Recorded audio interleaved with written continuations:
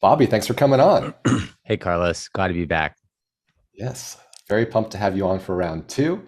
For folks who haven't yet caught our round one discussion, that'll be linked below in the description. And mostly what we talked about in the first round was your excellent book, The Romance of Reality. That'll be linked also below in the description for folks who want to pick that up.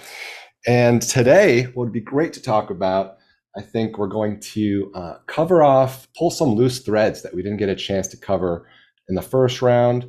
We have some top commenter questions from the comment section in round one that I want to pose your way.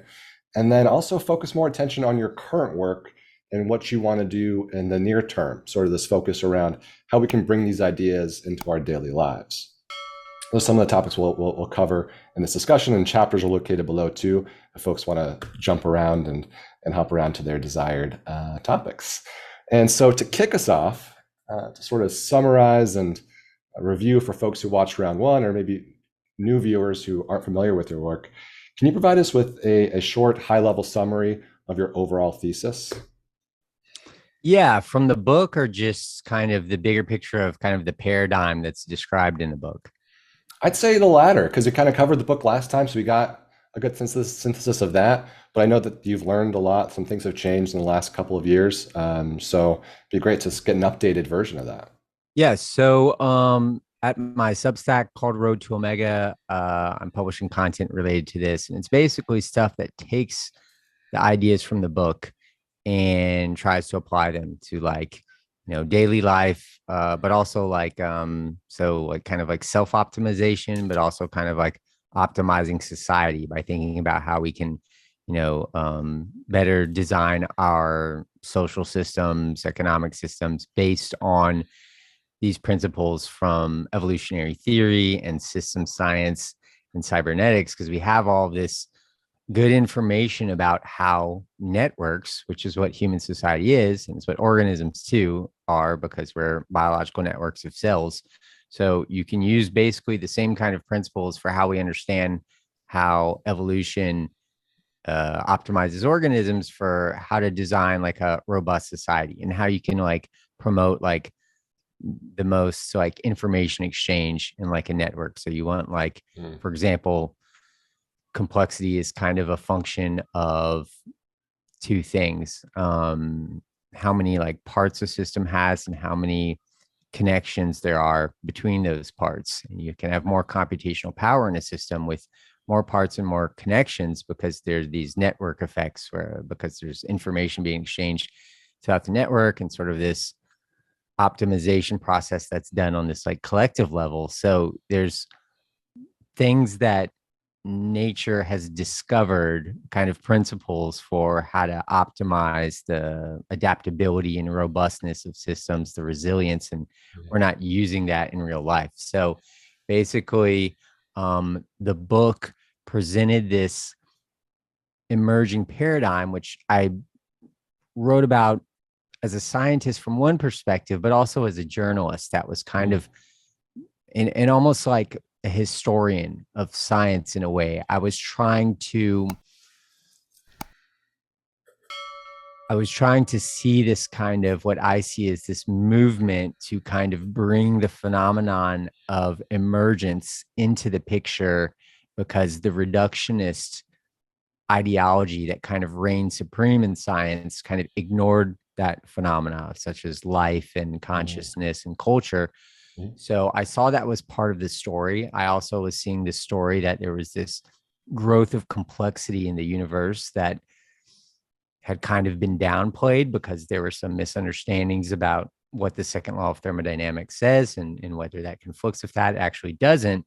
So what I was interested in is this emerging paradigm, but also kind of the historical evolution of how those ideas came to be, and why maybe that they weren't emphasized in the way they should have been, and kind of were seen as not part of like a theory of everything. So Sure, right. the book was trying to find this story of a self-organizing universe, a universe that's growing more complex, and uh, the idea is that life is part of this complexification process, that life should be thought of as kind of a mechanism of the universe to increase its complexity, um, Right. and knowledge in a sense. So yeah, it Mhm. kind of makes some claims that are radical from the mainstream perspective, claims that some people might hear and go, oh, that I thought that goes against the laws of science or against naturalism. You're saying that the universe, that life has some sort of cosmic significance. But when you read the book, it's just a mechanistic argument to show you why um, this is an idea that doesn't actually conflict with science, but it's a Right. completely new picture.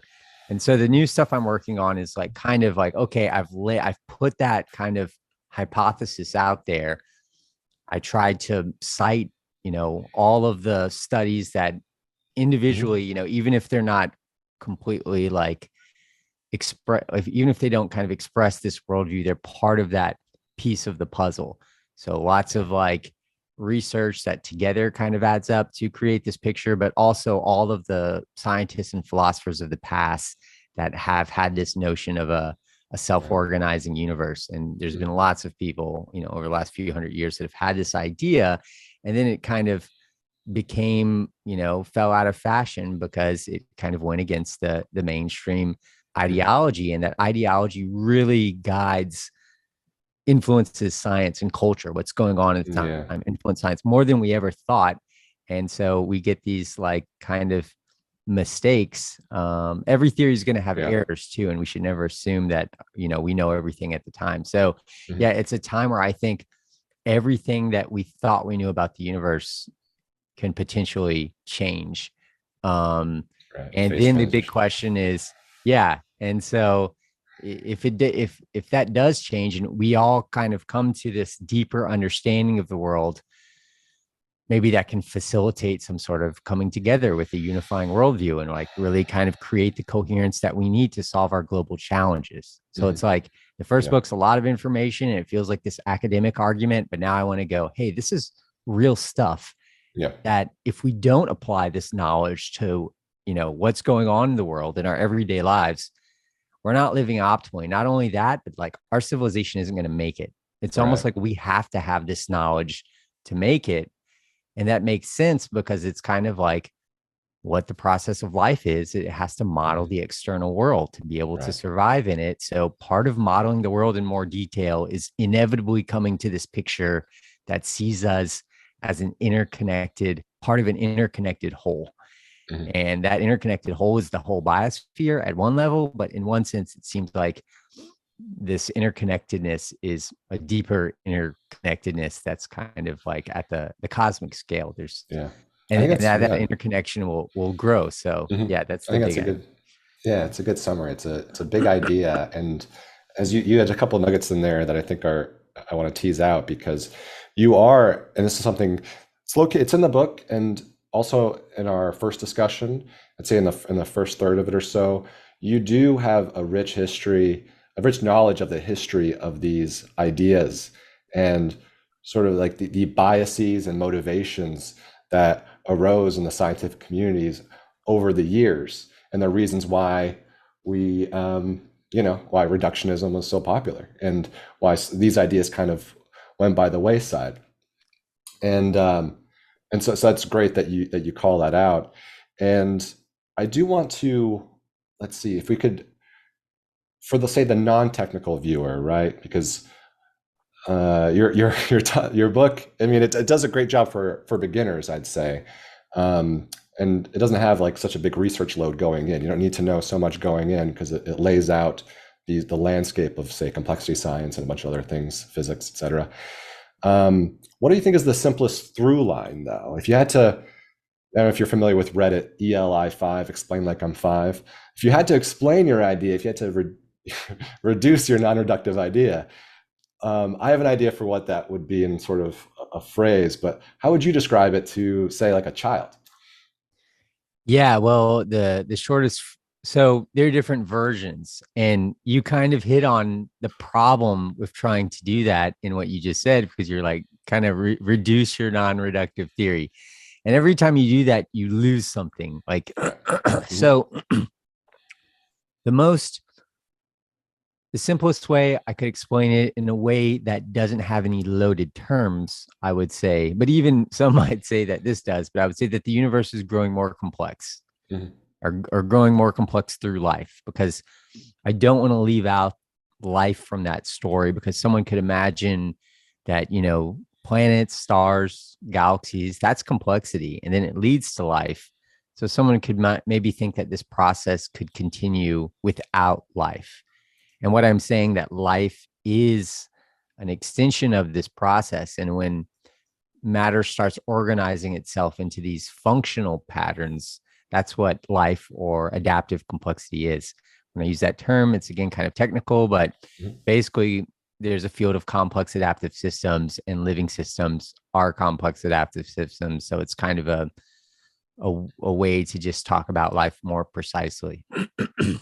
And then, so if living systems are this network, life in the biosphere is this network of complex adaptive systems, we could refer to life in general as adaptive complexity. Mhm.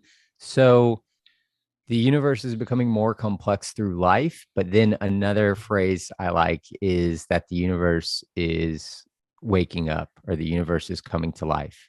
And again, we can say the universe is waking up through life to kind of emphasize it's not this panpsychic argument that's saying that the universe is becoming conscious outside of life. It's actually that life is kind of the conscious component of the universe. And as it spreads, that consciousness mind is spreading through the universe. Mhm. And so, but when people hear that, some people are like, well, I don't know, this sounds kind of like new agey or something. The universe Mhm. is waking up. The thing is, like, that language is actually appropriate. It's the perfect, it's the most accurate way to describe it. If you consider Mhm. consciousness to be a real phenomena, what's going on is, for example, this planet was completely inanimate 5 billion years ago. There was no such thing as life or consciousness. There wasn't subjective experience in the universe prior to life. So when you have life emerging, literally inanimate matter has found a functional arrangement that allows the system a light to come on. And suddenly you have an experiential system. You have an agent Mhm. that can have a perspective of the world. So it is the case that matter, dead matter, inanimate matter, is waking up through life. And so we all can accept that. It's kind of just a self-evident thing. But what I'm arguing is that the universe comes to know itself. The universe Mhm. um, becomes this fully integrated computational system that might have some sort of global awareness or global intelligence. And you can even maybe, when you learn about, how this process works and why it does, you could even say that the universe, in some sense, I said it wasn't conscious, but that it's Mhm. some sense intelligent already, or Right. it's at least computational. So Gotcha. there's ambiguities in language, in Yeah. language, about what you can call that. But so the point is that life shouldn't be seen as something separate than the Mhm. universe, or something separate from what's natural. We're part of this process of cosmic self-organization. Mhm. And so the universe wakes up through life, because life is that inanimate world beginning to model itself. Mhm. And through that self-modeling process, I've argued that's how consciousness emerges. That's how you get a point of view or a perspective. And then life makes copies of itself. Those copies link up and form Mhm. higher level agents. So in Mhm. this model, like societies, like cities, those would be agents at a higher level. I'm not Mhm. arguing that they're not conscious, but they potentially could be. So the global brain, like the network of humans, could be. You could have a consciousness emerge at that Right. level. Um, I mean, we don't know, Yeah. but given what we know now, that's not, that could be in the realm of Right. possibilities. Where we're I heading don't and what it think looks like. that's, yeah, and I don't think that's the case now. But I think that, like a corporation or a city is an agent with a Mhm. collective intelligence, Right. the same way that we're intelligent, but we're communities of cells working together, neurons exchanging information through electrical signaling, action potentials. That's Mhm. what we're doing when we are communicating with each other in real life, but through our devices too. So Right. the internet created a whole new level of connectivity. And so once you see the story of the universe waking up and coming alive, and you realize that life's part of this self-organization process, then suddenly you go, oh, life kind of does have this cosmic significance. The purpose of life collectively is to basically continue life, but facilitate this process of cosmic self-organization. And then you're like, oh, wow, like I'm part of the cosmic story. And Hmm. kind of like it depends on the actions of agents. And then so it kind of gives you a cosmic responsibility Yeah. to do what you can to see that life continues in the universe. Sure. Yeah. I want to get to that, and we will. And I think part two, I want to suss that idea out a little bit and like extract the information from that idea. But one thing that'd be great to get your explication on, and it's something I believe it's in the book, or maybe it was in one of your blog articles, was this idea if we might just ground ourselves in the difference that life makes versus inanimate matter. Yeah. And I think one thing that I didn't know about before, and probably a lot of folks watching might not be aware about, is the from David Wolpert's work around the Landauer limit, Mm-hmm. and how this idea of ephemeralization, that's like Buckminster Fuller's idea. Yeah. These ideas, I think, just how thermodynamically efficient life is, Mm-hmm. and how efficient it is at this, let's say, learning process that it's a part of. Can you tell the audience, maybe people who aren't familiar with those ideas, can you help explain those? Yeah. And I started thinking about the Landauer limit when you said that. What was the point before the Landauer limit? It was, Before ephemeralization, you mentioned Wolpert. yeah, Uh, Wolpert's work. or before you mentioned Wolpert, what was the very first point? Oh shoot, I think it was. Darn, I don't remember. I'll have to go back and see in the edit. I'm not sure, Yeah. but that's all I have here for this note is Wolpert's work around the Landauer limit. The difference between life and inanimate Oh matter yeah, yeah, is yeah, this sort of yeah. jump Yeah. Sorry. So between because the these two. were Yeah. kind of two separate things. Um. Oh, interesting. Okay. So well, they're connected, but I guess my immediate explanation um might not. Yeah, they kind of touch on different things. So Okay. which Interesting. I thought they one? were more related. I thought they were more related Maybe than. they are, and than I'd love to see, to know that connection you're seeing. But so which one should I start with, do you think? let's start with the Landauer limit. Okay. Yeah. So the Landauer limit, this is interesting. And this is why I kind of, when you first asked that, my head went in a few different directions because I started thinking about, I think this is relevant to the AI conversation Hmm. about like, so right now we don't know like how fast AI is progressing, and people are worried about, is it really intelligent? Could this present problems? Like, is it an existential threat? And I've been talking to one of the big AI safety guys. His name's Roman Yampolsky, and he thinks that AI is just fundamentally like you can't control it. Like it's going to get out of our hands because basically there's this kind of fundamental control problem, which is Hmm. interesting. We can talk about that later if you want to talk about AI, and then we have the whole question: is it conscious? Can it be conscious? Sure. Um, and all these abstract things were the things that they're part of this, and consciousness is a big part of part 3 in the book. And people have been having these discussions for a long time, but it was so theoretical and abstract, and it just seemed to regular people, they're like, oh, that's crazy stuff, we never have to worry about that. And now like it's probably Mhm. one of the biggest concerns that's on the public's mind.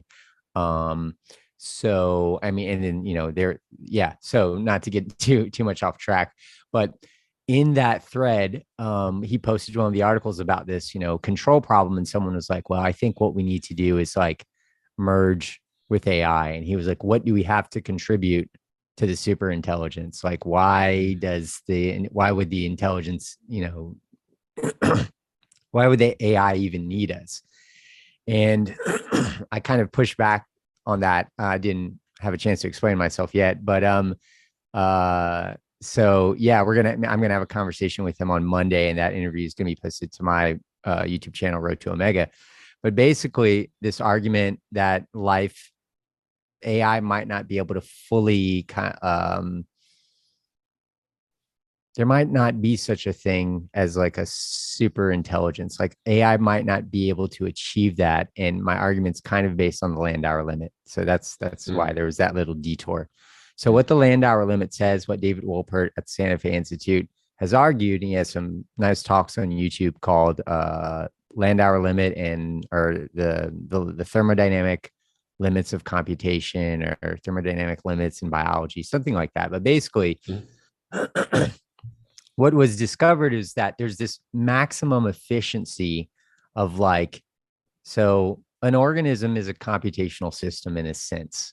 And so is a brain in the sense that it's taking in information and it's doing some sort of processing or transformation. It's generating an output, some sort of behavior based on that. So, we have to survive, we have to find food. All of that's a computational problem. We're taking input and we're using some sort of algorithm to generate an output to achieve our goals.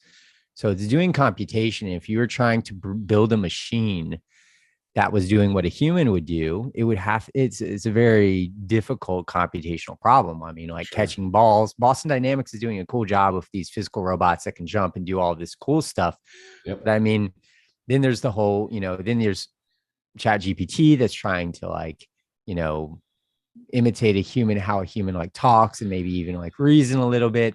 But if you put all these things together, the things that we have to do, and we have to like do image recognition tasks when we're driving, like that's why self-driving cars, like we thought they were going to take over the world. Elon Musk was like, sure, that would be the next thing. Then we find out there's all of these problems because we're actually doing lots of sophisticated kind of image recognition and cognitive processing that like a lot of these AI systems are like, the brain's doing all these different things. So like LLMs are maybe kind of like optimized to this one component of intelligence, and another cognitive architecture is good for this. So our AI systems are still very specialized, even though they're starting to become more general.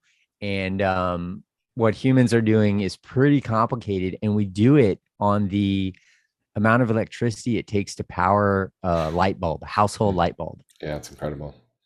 So what David Wolpert showed is basically there's this, when you do any sort of computation, there's a thermodynamic cost to that. There's an energetic cost. So when you're using your computer, it doesn't work if it runs out of battery. We're the same way. We have to continually eat food.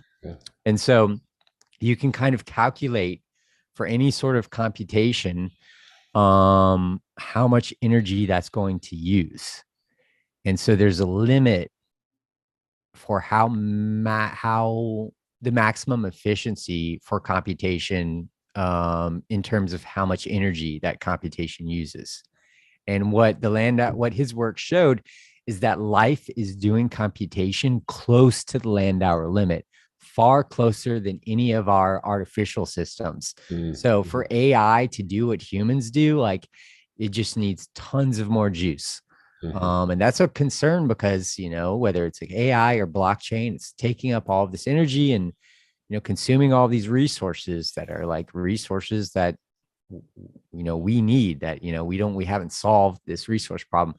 I don't think that would be a reason to kind of halt this stuff. Like a lot of people like said, protested crypto because, just the way the system works takes all that energy.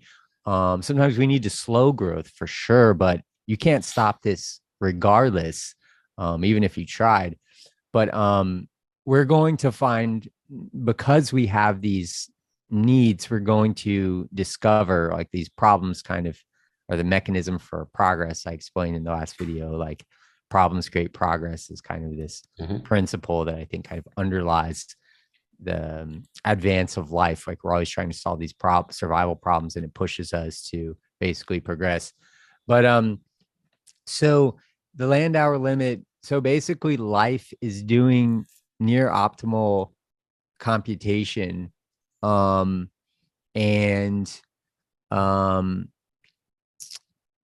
because of that fact, that basically led me to believe that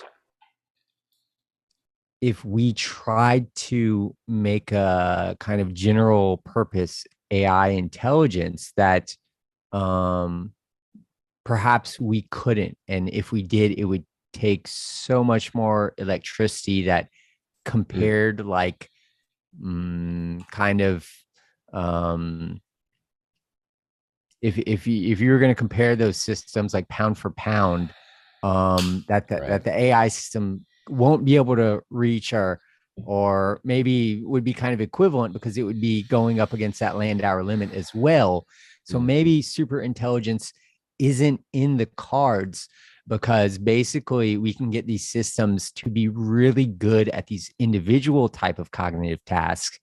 And that's basically, discovering sort of like ways of solving problems that humans don't use. So you can get like what appears to be super intelligence in these narrow categories, but that when we start trying to create a system that if we embody it and try to create like a social robot, we'll see that it might be the case that biological hardware and the way biology wires together and is able, you have plasticity, so the brain can rewire itself. And like they have neuromorphic hardware. They're trying to create brain-like hardware because they know that there are computational like advantages to that sort of, highly interconnected parallel structure. But even those systems, I was talking to a neuromorphic hardware person, the weights can change, so it can kind of adapt and evolve the weights of the connections between the nodes in that system,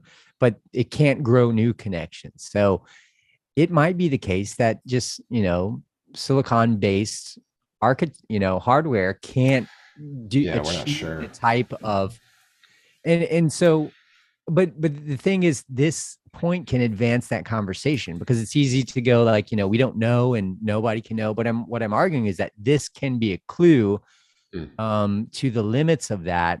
And if we are doing something close to the Landauer limit, that's a fundamental limit.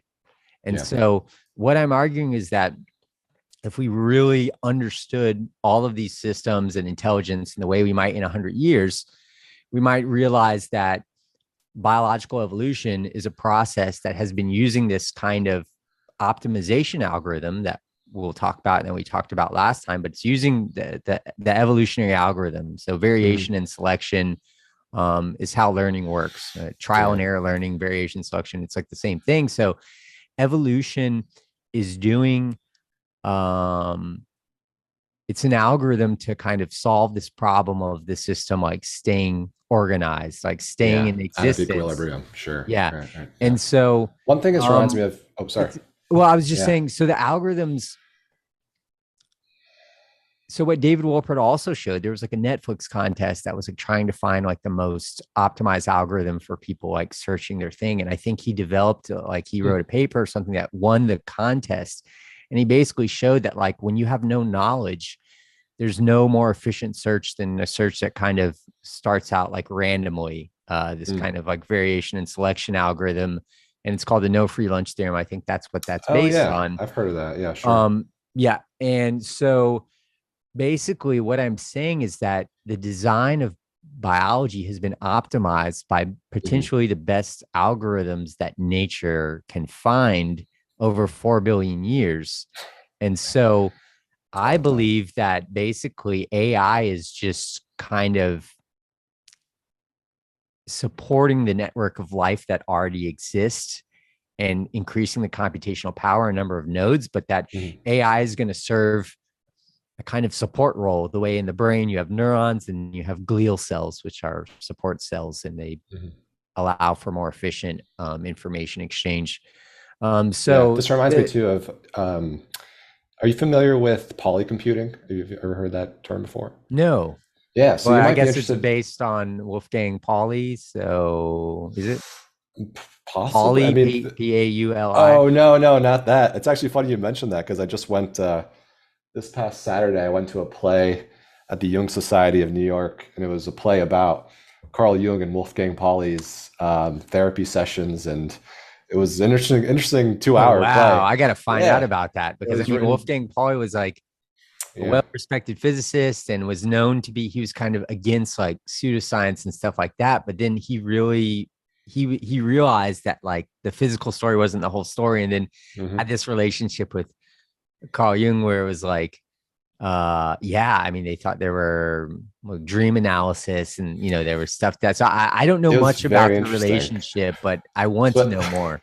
that has nothing to do with polycomputing, just for the record. Okay. Okay. But Yeah. it is funny. It is with the synchronicity right here. But it was Yeah. And written by synchronicity. Yeah. it He was saw, he written thought there was something to that. Right. yeah, it was written by a playwright slash physicist, I mean professional physicist, Arthur I. Miller, I think, or Arthur J. Miller, who Okay. wrote it, and it's very interesting. And so, but that's a separate thing altogether. Polycomputing is I learned about and discussed it with Michael Levin recently in our second round interview. And basically, it's around observer dependent computation. So, in biological systems, and I'm sure in other systems as well, but specifically in biological ones, the same thing that's being computed within an organism, depending on how it's observed or the reference frame. I think this is, I hope I'm doing this idea justice.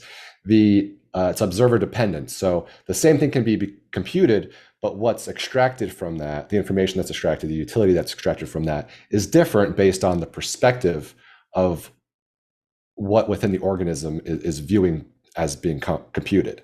So That's it's basically great. like, yeah, it's very interesting. You should check it out, and I'll link to it obviously in the description and above for folks that want to dive down that rabbit hole. It's very very interesting. And if we may, I think And just go. to, Yeah, sure. yeah. So we won't get into it here today. I was having a conversation with Brendan Graham Dempsey, who is the author of a book called Emergentism, which is great Yeah. and very similar to my book, but more based on kind of this, you know, practical and kind of spiritual aspect of like, what is this story of hierarchical emergence, of I have cosmic a bunch evolution? of questions to ask you What does it about mean? Brendan's Yeah. work and yours actually in the next section. So Yeah. Um, so we were having a conversation last night, but basically this new picture, what I'm saying is you can develop what I guess could be called a relational ontology, where like kind of everything can be understood in terms of relations to other things. And so Carlo Rovelli has worked on this at the quantum level, but then Mhm. in my book in chapter 6, I talk about his work that was kind of based on David Wolpert's work on evolution as this, if you heard our last conversation, it was like we were talking about, you know, kind of statistical correlation that Mhm. accumulating adaptations, like when biological systems are discovering adaptations through this evolutionary process, those adaptations are basically like correlations between the system and its environment. Um, Right. so it's kind of relational as well. Mhm. And then you can kind of start to build this picture of reality that really emphasizes the relational nature. And I bring that up because, so for example, you're a agent, but you're part of the larger physical system as well. So we Mhm. have to think about when you perceive something, how you perceive that stimulus will be determined by the network of relations of concepts in your brain encoded in your like connectome. Mhm. So there's that dress meme that like, what color is this dress? Is it blue Mhm. and white or Sure. black and gold, for Mhm. example? So it's like, wow, that kind of throws, you know, that's like just kind of makes us question objectivity because we thought now we have this example, you know, we thought we pretty much agreed on stuff, but I mean, this isn't even close. It's not even like, is that, you know, is that purple or blue? It's not even close. It's just like two radically different versions. Mhm. Um, but what's happening with that meme, with that example, is that people, the explanation that neuroscientists offered was that people's brains are making different assumptions about the lighting conditions. So they're Sure. making different assumptions about the context Mhm. around the dress. So the Yeah. stimulus has to be interpreted in relation to the context to understand the meaning of that stimulus or what it should be. When I said meaning, the same thing applies to words. So words are ambiguous and you really can't understand what a symbol means without looking at the symbols around it. Yeah, there's a counterfactual element to that as well. What it's not, right? The larger the universe of possibilities, actually, the more precise the thing can be. Sort of, there's a like a probabilistic element to it as well, right? Yeah, yeah, there definitely is. And that kind of complicates things too, because yeah, then there's that aspect as well. But you can so so basically you can't understand how, like, if I have a question, I'm gonna say, okay, I present this stimulus to someone, and I want to predict how they're going to perceive it. You might be like, oh, kind of, postmodernism realized the importance of subjectivity but took that to the extreme, and it was like, oh, maybe Right. there's no objective truth. Like, some people say it's this, some people say it's this. And what I'm saying is that's not necessarily true. It doesn't mean we should give up and that there's no objective truth. Um,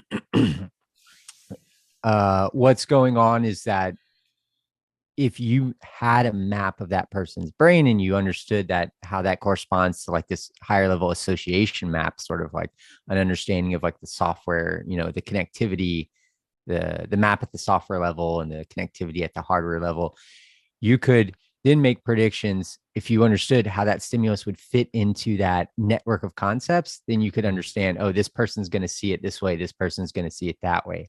Mm. And so if we want to understand objective reality, we have to take into account this observer dependence. And because it's part of that computation, and you can't know Sure. like what they're perceiving without taking the whole Right. set of relationships. And that set of relationships will always extend. It's never like you can't have an isolated concept really, or even an object. Like in isolation, it's not clear what an object is. It will change depending on the environment. Like I can bring you into a dark room that's completely dark, and I could turn the light on and it can illuminate a little part of the room, and you see this rock. It's a big rock. And I'm like, what is that? And you're like, well, it's a rock. And I'm like, you sure it's not a chair? And you're like, yeah, I can clearly see it's a rock. And then I illuminate more of the room, and then the rock actually has legs and a back and stuff, and it's actually a chair. And then now you're like, oh, it's a chair. So like, is it a chair or is it a rock?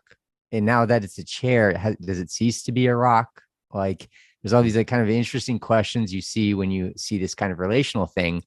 Um, but so what I'm saying is that when you understand this full picture, um, things can only be explained in relation to other things, and it kind of changes how we also like label things. Like, it has Sure. like implications for language. But so to make that part of computing, that's probably like where we have to go. We have to be thinking like that. And if we do that, I think we can create intelligent systems that are like, allow us to solve all the problems we need. So I think AI is a big part of us getting to the next level Mhm. of kind of organization of humanity, like this process of progress.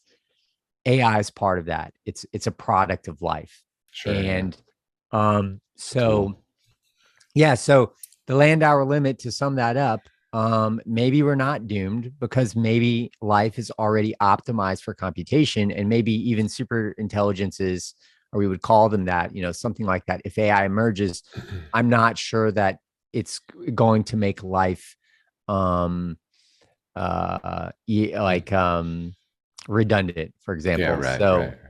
I'd love to. Yeah. I'd love to. I have some questions at the end, I think, to talk about, ask you about AI.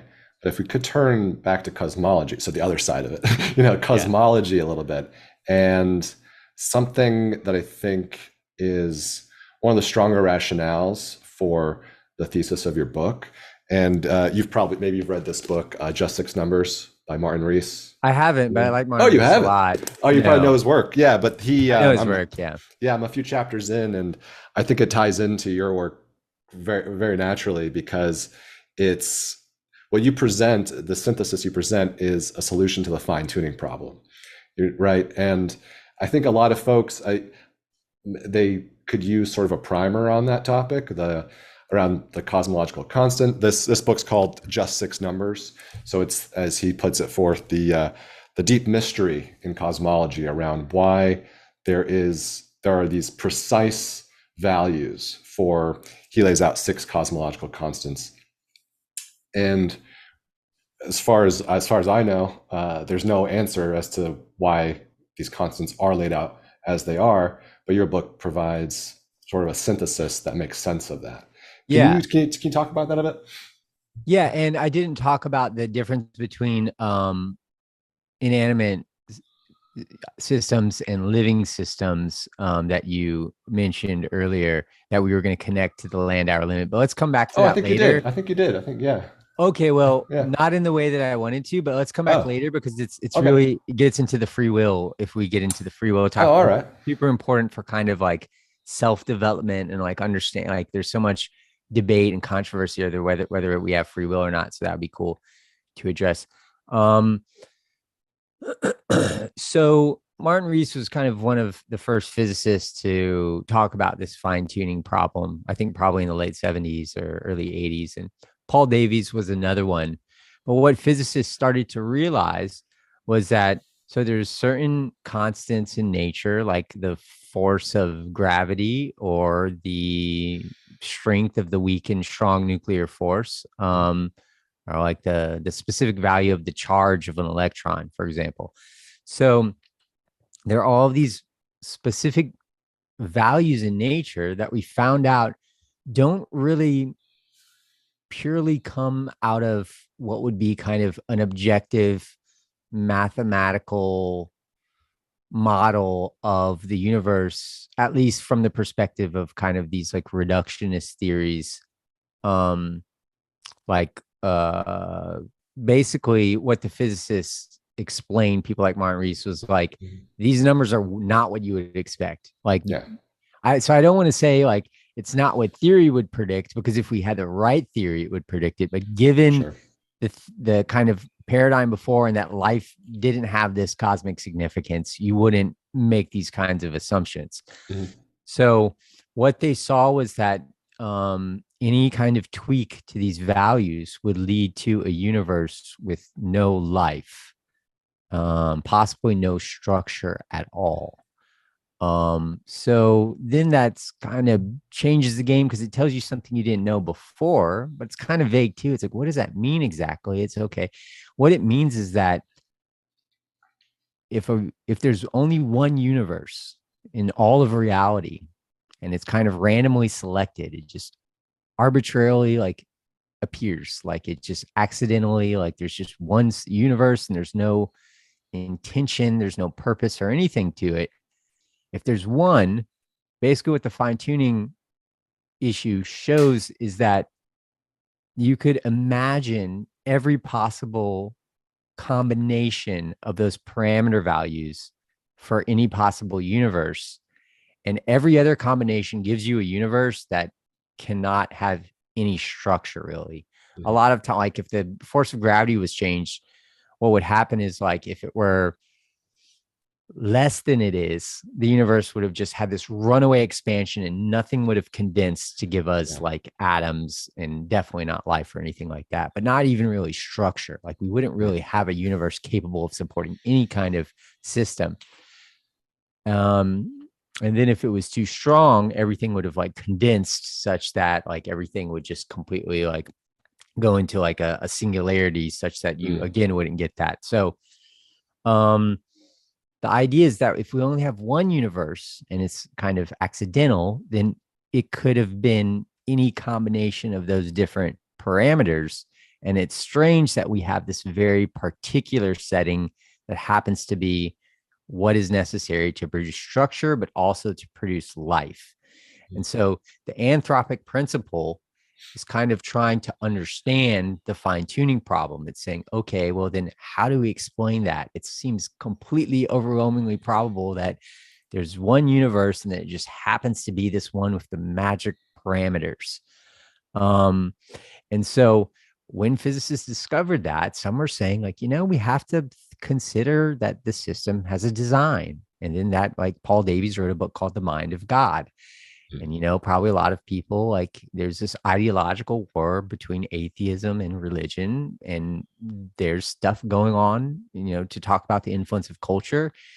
There's stuff going on with that influences science. And because, science, religion was trying to get evolution out of schools and stuff, you have this kind of war going on in the background. And what that did was kind of polarize science in the world. But basically, when people saw that, if you start to make sort of like say that this does argue for something, maybe like a creator, then suddenly that you're like no longer respected in some people's eyes. Like, oh, that person. Sure. But I do want to say, so I think that's bad. As long as the theory puts a creator prior, like that doesn't intervene, that doesn't interfere with like any sort of physical happening, so you still have like causal closure in the universe, then I'm going to argue, you're going to see where I'm going with this, that's not an unscientific theory. And I'm going to explain why, because that's very important. That's a statement that, I can make, and some people might turn the channel off, like, oh, this guy believes in God or something like that. So I want to explain why we shouldn't think that way in these binary terms. And I think it's super important because to me, this, once you think about this, it seems kind of obvious, but people don't want to go there because of these kind of cultural and ideological factors. But Richard Dawkins does have a video online where he's like, the God of Paul Davies, the God of deism, the God of the physicists. And he says that because really, founders of thermodynamics, Lord Kelvin, James Clerk Maxwell, Sir Arthur Eddington, they were all religious and they were all Christian. Heisenberg was Christian. Gödel was Christian, very devout people, some of them. So I'm not endorsing that, but what I'm saying is, and Einstein was a mystic in the Spinoza sense. Newton was super mystic, he thought, yeah. So, so I think what all of our greatest scientists were seeing is that there's stuff about the universe that we don't understand yet. And that they were kind of, in that sense, we should all be mystics. There's stuff, quantum mechanics did not seem, if you would have told someone that the universe has like quantum entanglement and superposition and that things are multiple places at once, it would have seemed to completely violate. It did violate like classical physics. Like it would have sounded crazy. It would have sounded like pseudoscience or like something supernatural. Sure. So we're always going to be surprised by the true nature of nature because we have kind of what I've been calling an epistemic horizon. We have a limitation to what we can see because we only know what we know at the current time. So, yeah. So, basically with the fine-tuning problem, it justifies reasoning outside of what's our universe because we can't explain those parameters without chalking it up to some overwhelming improbability that it happens to be the one. So what's the solution? So some people said, well, now maybe we need to think about a designer. And then they're physicists, but they were like, we're going to put the designer behind the laws. The designer creates the system and then let it evolve in very much the same way we create a computer program. And then it's kind of functioning autonomously according to the program that we've designed. Sure. And so then the other solution, like the atheists weren't happy with that, and scientists who just because they were like, well, that's not a scientific idea, we have to have another solution. The multiverse theory that our universe is one universe out of a overwhelmingly large universe, multiverse with lots of universes that don't have any structure, don't support life. And then you get the same sort of picture of kind of like a sterile universe, and life is again reduced to something kind of cosmically significant. But what I argue in the book, and I don't know if it's too much to get into, is that the multiverse explanation. Okay, so the first point is the fine-tuning point requires us to think about a multiverse or a creator or some other process. Sure. I'm kind of hinting at cosmological natural selection, that there's a third option that people haven't considered that would explain the fine-tuning problem.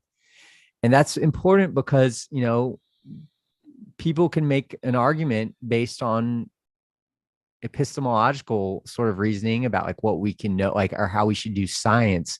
That's something we can't test, should be like metaphysics. Like, and Sabine Hossenfelder has criticized the multiverse theory for being not testable. So some people might even consider that pseudoscience or something like that. What I'm saying is that's not right either, because we have a problem, we have a mystery. And when you have a mystery, it justifies following that kind of, the trail of evidence. And to explain why we're here, we got to explain the nature of the fine tuning. Yeah. And I actually have an interesting comment or question that's related to this. I think it's a good time to bring this in from Jacob011. He asks, are some universes cooperating? So in this metaverse idea, let's say, he also has a point here. Remember, there isn't just competition in nature, but also cooperation. In fact, that's the decisive thing that levels it up. So is that something that's really not, that's something I hadn't really thought of before, this idea of universes, not just kind of competing in natural selection, but is there an opportunity for the universes to be cooperating with, with each other? Let's go there, but we can't start there, but let's end up there. Because it's a great idea. And I totally wanted to put it at the end of the book, but I had a deadline and I thought it's maybe too out there to even mention. So it is a big kind of crazy idea, but let's kind of build up a logic that maybe leads us to maybe believe something like that could be how things are working. Yeah. I mean, we don't have to fit it in. It's more, no, it's great. It's fine if it's what I want to talk about. It's too far out there. That's okay. No. It's what I wanted to say, but in the past, I didn't know if people are ready for that. It's like basically when you analyze this picture, that's where it takes you. But this is such a big picture that, previously, like, it was kind of hard to talk about these things because they're like, no one knows what fine tuning is. Or not that many people, but I mean, it's like, I got to explain all the things I'm explaining first before you consider that possibility, because at the beginning it just sounds like, whoa, that's cool, but it's just another wild idea. I'm going to explain why I think it's not that crazy of an idea to start talking about those kinds of things. Sure. So you have this problem with fine tuning. It can seem to be only explained by creator or multiverse. And so here's the thing with the and those correspond to different versions of the anthropic principle. So people might have heard of the weak anthropic principle or the strong anthropic principle. So the strong anthropic principle, basically, both of them recognize this fine tuning problem, but the strong anthropic principle goes, it can't be chalked up to chance. There must be some sort of design. Where the weak anthropic principle says, this is just how it would look to any observer, because for an observer to exist, it had to arise out of those conditions. And that if there are all these other universes, then it's kind of an illusion that the reality is tuned for life. It's just a small segment of reality. The problem, there's a lot of problems with the multiverse explanation, but I'll just talk about one of those. So,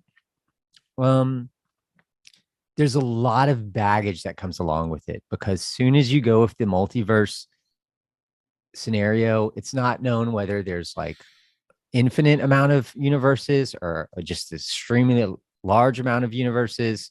That maybe cosmic inflation sort of addresses that, but bringing that in might complicate things a little bit. But for example, Max Tegmark has a book that is called like the Mathematical Universe, and he believes that there's this multiverse, and there's different kinds of multiverses too. We could talk about a mini worlds, parallel universe multiverse, or a kind of cosmological multiverse where there's just these separate pockets that have different, or the universes have different parameters. So that's what we're talking about.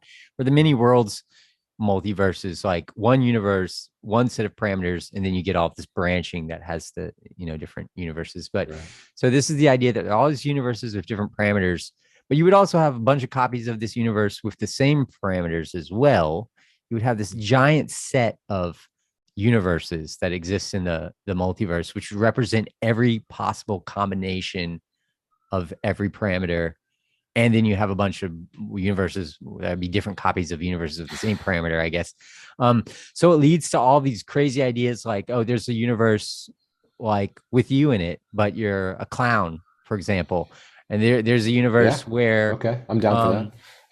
Yeah, and I Not so mean, bad. yeah, and maybe it doesn't seem that far fetched, but when you have this kind of infinity or approaching infinity, what you see is that.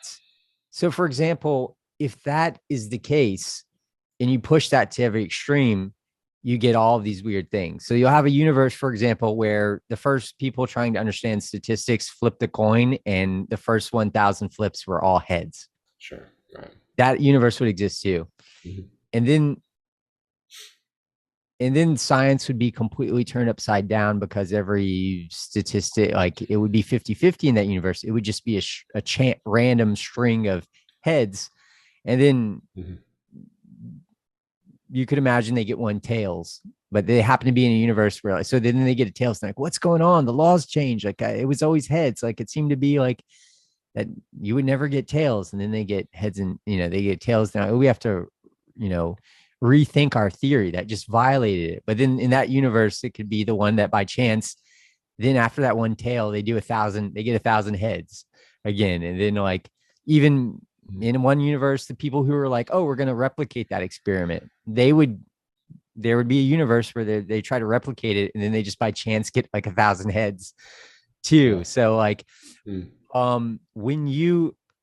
and then they might, if that happens, then they would go, oh, well, it seems like the universe has these laws where we always get heads, but then there's some probabilistic aspect where all once in a while we might get a tail.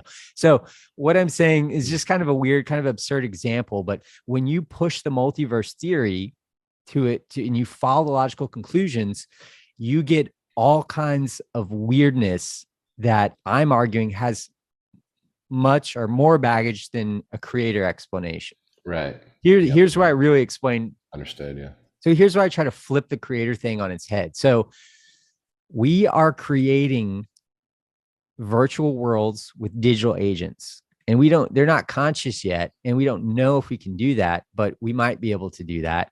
But we know we can create these kind of digital realities nested inside our physical reality. So the moment that's achieved is the moment that we have to update our conception of what naturalism means, because now we've just proven in this physical system that we can create systems nested in other systems with its own code and with its own dynamics that give rise to agents that are potentially intelligent and are little cognitive agents. Once we establish that is possible in reality, suddenly we have to consider the fact that the possibility that our system is such a system that it could be created by an agent.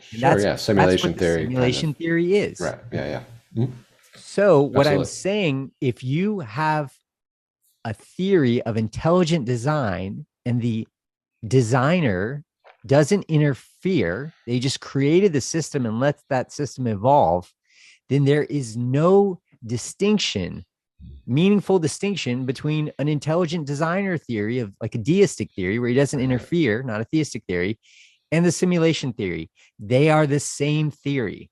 Yeah, it's a great point. So point. when you realize that the multiverse theory involves universes where there are agents that emerge that gain intelligence and that create simulated realities. So they are intelligent creators, intelligent designers. We are that intelligent designer.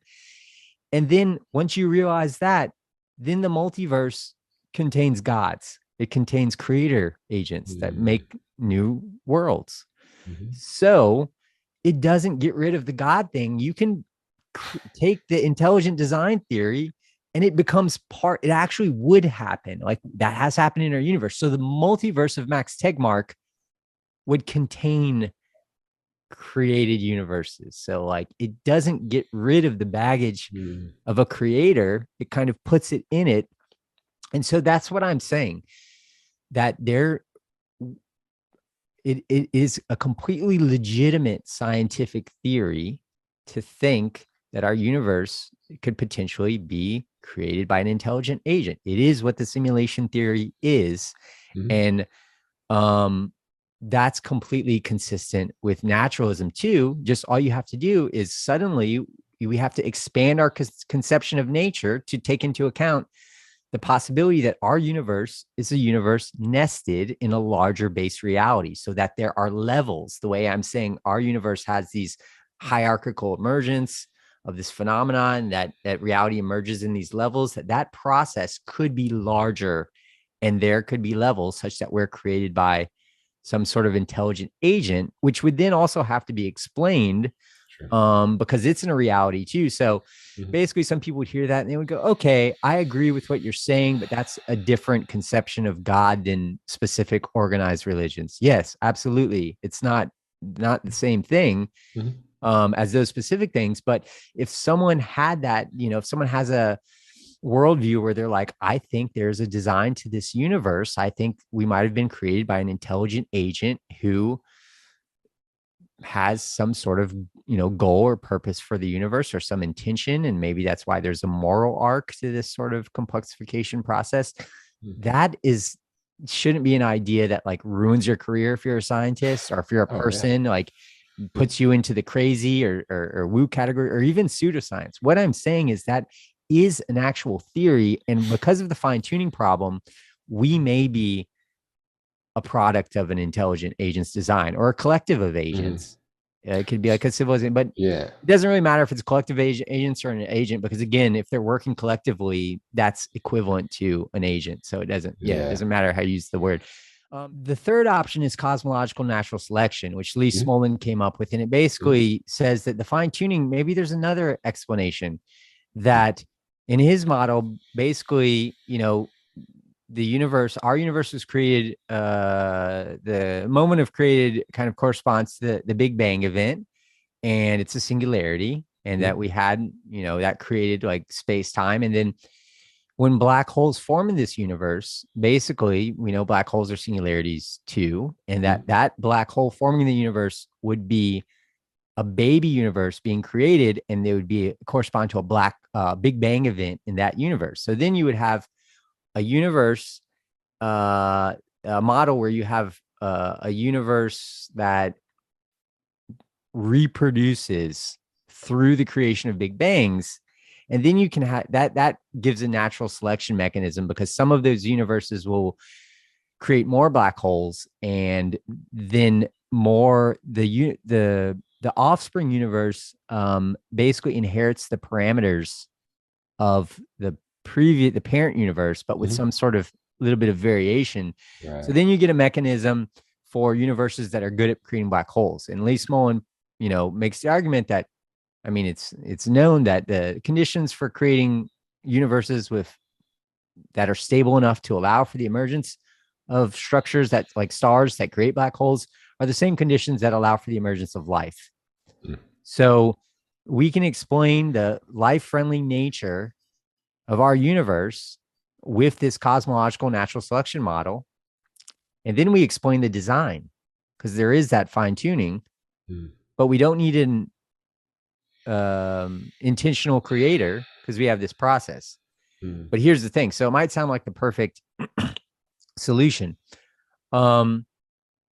And, you put this theory out in the 90s, but it's still around and it's gaining popularity, I would say. And, people like Dan Dennett, evolutionary, theorists, it's kind of consistent with universal Darwinism and the theory that I present in my book, because basically Darwinian systems are evolving at all these different levels. So societies, at every level. And then, so this explains that fine-tuning problem from this evolutionary perspective, which seems really nice. But if you follow the logical conclusion of this thing, basically when you get intelligent agents that emerge in a universe that are capable of engineering black holes or engineering new universes, which cosmic inflation theory, like Alan Guth thinks we can create new universe. It's not that crazy of an idea if we really think about the limits of what technology can do. And people have argued that, we could potentially do something like this. And so if that's the case, then, and it's part of this process, then you would get this universes with intelligent agents that can create more universes would be creating the most, because that would give rise to more new universes than a universe that was just kind of creating black holes from stars collapsing. There would only be a certain amount. Sure. But with Yeah. this, the intelligent agent can basically create like an arbitrary amount of new universes. Then it would give us an explanation for why we're in this kind of fine-tuned, optimized, kind of teleological, purposeful universe, because the complexification process, like as there's more iterations of this process, the universe just gets better at growing complexity and generating knowledge. Hmm. The thing is, though, if the cosmological natural selection theory is true, it's still going to give rise to agents like us that create nested realities, like virtual, like digital worlds. So it doesn't get rid of the creator possibility either. It just says our universe could be the creation of an intelligent agent, but we have to put that intelligent agent in this larger framework where the intelligent agent is in a similar physical system, maybe with a different type of laws. And that's a completely consistent with naturalism. But now, so we've naturalized God, and that's that's completely fine. And we should not make that off limits. And if people knew that, they would go, okay, because then you could have your like religious beliefs and think that there's a purpose to everything. And it would be very consistent with what we see. I'm arguing maybe even more consistent than the multiverse thing. And when you analyze that argument in that way, there's nothing wrong with it. And the simulation argument is not epistemologically superior to a design. It's the same. Right. It's a functionally equivalent model. So I'd love to get your thoughts on. It's all very interesting, and I'm with you for cosmological natural selection. I'm very open to the idea. Actually, a couple months ago, I did a YouTube short on white holes and the potential that a baby universe is created out of a white hole. Highly speculative, obviously, but so I'm vibing with you there. And I'll have to segue because I do want to, as it's discussed at the very beginning, sort of this idea, and it's what you're working on now, is to make this stuff practical. And I love to focus on, I understand that there are things that we need to do at a collective level, but for individuals, it'd be great to hear from you if we might segue into this sort of like pragmatic daily living. What does this mean for us as individuals? Like, how do we take these kinds of ideas, the synthesis that you've proposed here, and how do we act it out in the world? Yeah, so let's talk about maybe this kind of free will topic and like agency, the difference between life and non-life, because it's related to this. And then kind of like this Bayesian inference thing, this kind of so there's this kind of self-help system that emerges from this I've called the teleological stance, and that goes hand in hand with Bayesian reasoning in a way that might not be that obvious up front, and that will give us some kind of like principles about how we should live our lives, and then we can relate that to society. Do you mind if we table the free will discussion, just because, well, one, I mean, it's not so much, sorry, so yeah, it's about this kind of self-optimization thing. So it's not really the free will topic. You'll see why I'm calling it. It's exactly this thing, and yeah, it's hard to explain that, up front. But we'll see how that connects. Sure. I will say, sorry to jump around, but the whole thing that I forgot to mention is that if this universe is going towards this completely integrated state that people have called like an omega point, and that there is this multi-level nature to reality, and that our universe is actually part of a larger system, and that these patterns are repeated at these different levels, and even which goes beyond the scale of this single universe, you could hypothesize that maybe the way, because I'm arguing that this cooperative feature of nature, and this is a good segue into where we're going, because really what I'm saying is that there's two mechanisms of evolution or learning, because evolution is learning in this theory. And one's competitive evolution and one's cooperative. And we've really not emphasized the importance of cooperative evolution. And people would try to explain, have this selfish framework based on kind of Dawkins' selfish gene. Yeah. And they tried to explain all of like altruism or empathy and cooperation in terms of some ultimately selfish motive or framework. What I'm saying is that's absolutely wrong, and that cooperation is just as fundamental a feature, maybe even more. And so what self-organization is nature's simplest components coming together to make larger computational units. So atoms coming together to make molecules, coming together to make a cell. And so this extends with life, and us forming societies and the whole planet having this globally distributed information processing system that people have called Gaia. That's part of this process. So just to connect that to the other thing, you could imagine the way organisms, the way life collectively comes together to form this larger whole. And that's the story of evolution, is this self-organization at higher levels. Perhaps our universe reaching this omega point, perhaps there are other ones in this larger picture, this kind of multiverse of cosmological natural selection.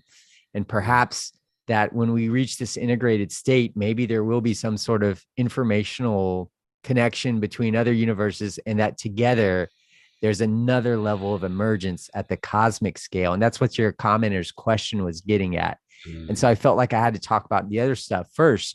But basically, the story could be way crazier in nature. And if this story of hierarchical emergence is true, perhaps our universe does have a kind of a computational purpose. Maybe it's part of this larger thing, and that there's going to be an emergence at the level of universes cooperating.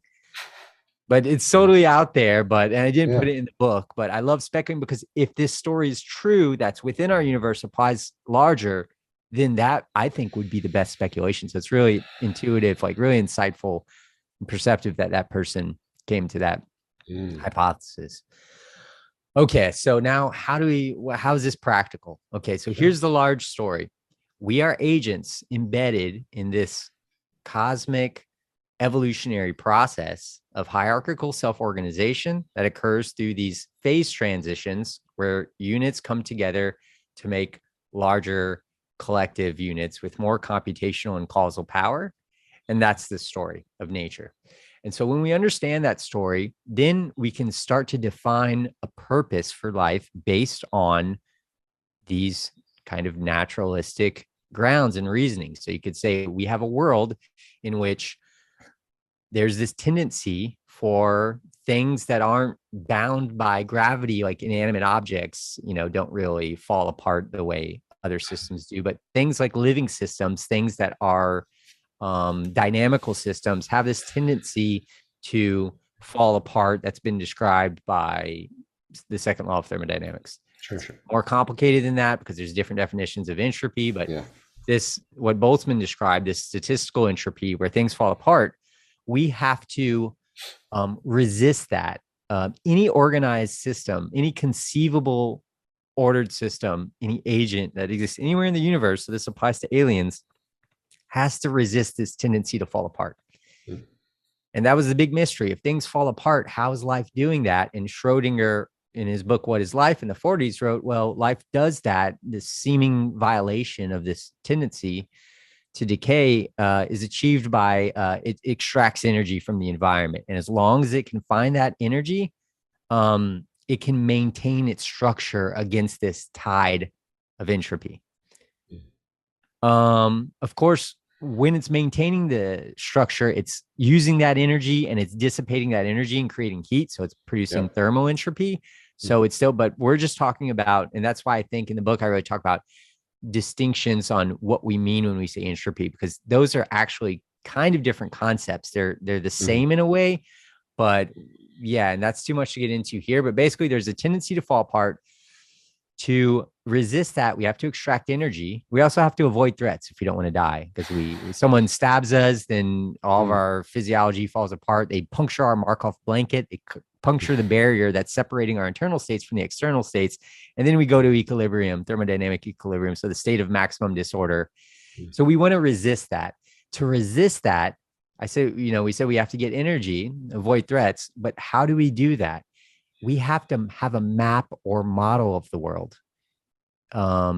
It's not something that something can do without that map. So if you want to create a robot that finds energy sources and plugs itself into outlets when it is running low on its battery, you would have to give it some sort of map or model of the world. And I think that's where AI has to go next. These large language models are just statistical. They don't build up a causal model of the world the way biological systems do.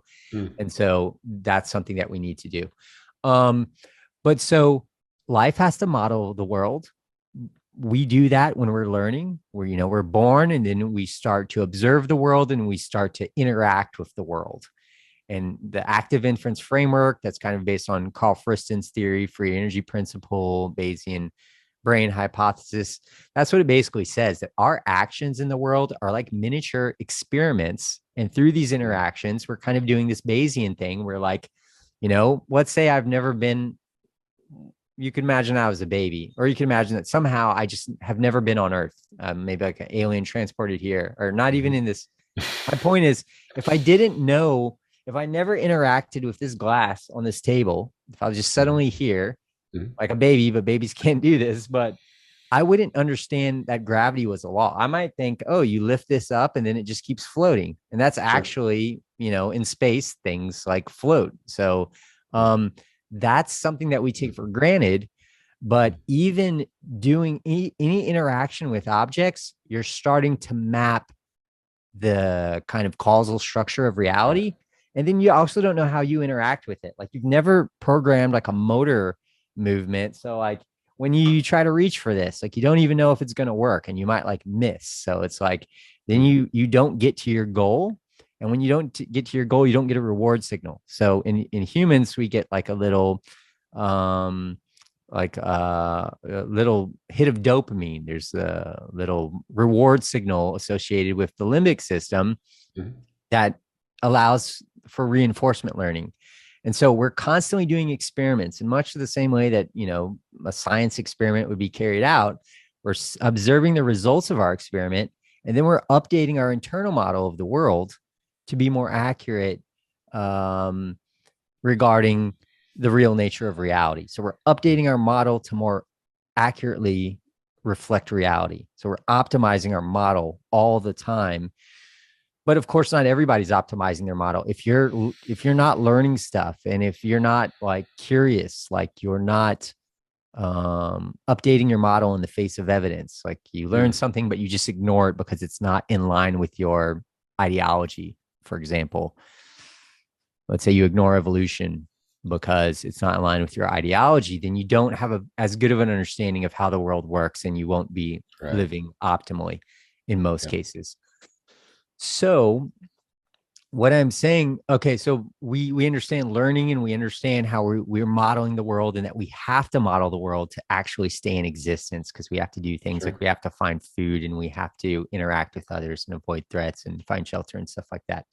So we have to model the world, and we have to do it based on this thermodynamic pressure or constraint that if we don't, we fall apart. So that gives any organized system an intrinsic purpose. What's that purpose? To survive. In thermodynamic terms, it's to stay far from equilibrium.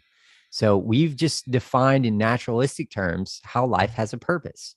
And that seems kind of trivial maybe, but there's been arguments about, should we talk about things as like having a purpose, or especially like a single-celled organism? But like, yeah, there's this need to survive that is part of anything maintaining its existence, that creates an intrinsic purpose in all of life. And before we can learn in real time, because basically brains have synaptic plasticity and they're making connections as we interact with the world. Prior to brains,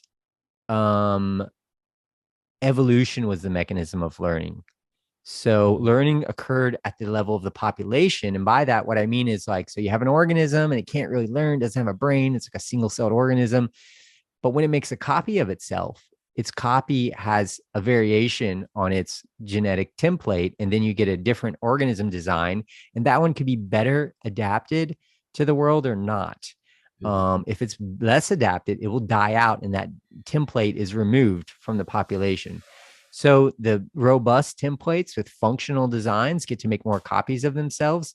And so each organism is basically like an experiment, the way each action is an experiment, or the way each scientific experiment is an experiment. So in this model, every organism is an embodied theory about how to survive in the world. Its model is a model of the outside world. And so it is an embodied model. It's sort of a representation of its niche. The last time we talked about, how like a dolphin, in that design of a dolphin and in its fin and its structure, but also its movements, there's a knowledge of hydrodynamics. And basically, that contains knowledge that we could use to understand its environment. If we saw an alien based on its features, whether it had wings or whether it had fins, we would be able to determine something about the niche it evolved in. Absolutely. So in this model, evolution is learning. And basically natural selection is kind of an information channel where you have this variation and selection process, and nature is creating all these different designs. Natural selection is weeding out the less robust designs. And so you get learning. And then when you get brains, it's just another level of learning. And it's another memory system stacked on top of genetic learning. And then when we get cultural learning at the level of a civilization, we're exchanging ideas. So there's meme propagation. It's a new level of learning. And then that forms like a collective mind where we form this agent at this higher level. So what are some of the learning lessons? Like what does this mean for us? And so, well, first of all, we have a model. Our minds are models of the world, which we want to optimally match the environment that we're in. So if we are not curious, we're not extracting the optimal amount of knowledge that we have out of the world. It's a little more complicated than that because it depends on what kind of niche we're in. If we're in a complex, sometimes simple strategies work just as well. And we'll get to that point. But let's say you're a flat earther, for example. What this approach would say is that, well, first of all, you should consider all possible theories, all possible explanations, because if you don't do that, you're blinded to you could have a bias for supporting whatever theory. Like the bias of, it has to be a multiverse because there's no creator. And then someone explains to you cosmological natural, because there's no design, and someone explains cosmological natural selection, then it changes the context. And suddenly you're like, that's not off limits because it's not supernatural anymore. I just didn't have, my paradigm was limited into how big I thought reality was, for example. So I think, well, if I may just cut in here, I think we have a decent idea of the kind of process that people should take. Be curious, to conduct experiments, minimize your free energy, those kinds of ideas. What are the actions? What's specifically? Well, here's the thing. We don't do the Bayesian method. And so it seems like obvious, but actually we're not. So that point that I just made, all of us are guilty of that. We cut off, like all the scientists cut off that potential for design, and it completely led to wrong conclusions about the nature of the universe, such that even fine-tuning issue was contested heavily, that it's not a problem. The idea that life is significant. Sean Carroll said it, well, let's try, 10 years ago, he put out a video and was like, well, if we're going to take God seriously, we got to do a Bayesian approach where it's like, we got to have the God theory and think about if there was a creator, what would you expect to see? What would be the predictions we make? And, it's funny that he said we would expect that life would be significant if there was a creator. And he's like, I hope I don't have to tell you life is very insignificant from a cosmic perspective. So what my book does is challenge that in a way that I think Sean Carroll would accept, that it could be potentially, you could have this cosmic significance. You could have cosmological natural selection and explain all of that stuff in a way where you could have cosmic significance and not be against anything Sean Carroll wouldn't want to believe.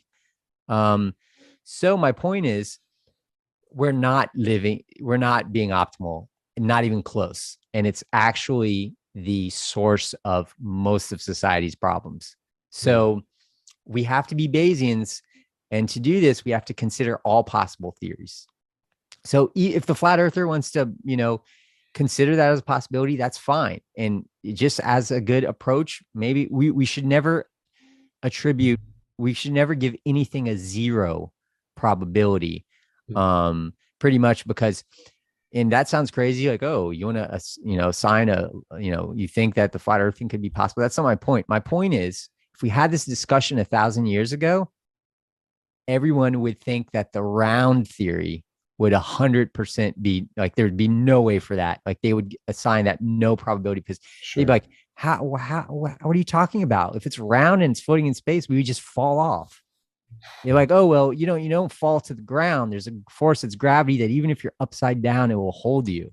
And then they're like, what are you talking about? There's no way in the world, I can't go upside down on a cliff. And they're like, well, gravity's proportional to the mass of the body. So you won't hang to you won't be able to do that on a cliff. But if you have this big planet, then you suddenly start sticking to it and you can be upside down in space. Totally sounds crazy. So we never know the surprises that nature holds. Quantum mechanics is the other perfect one.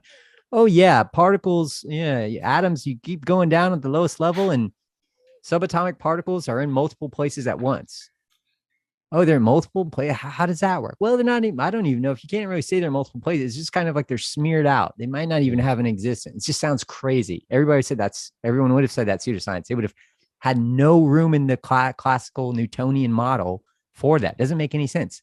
Luckily, we have experiment, and experiments showed us results that just couldn't be explained. And it forced us to go where we would have never gone had we not done experiments.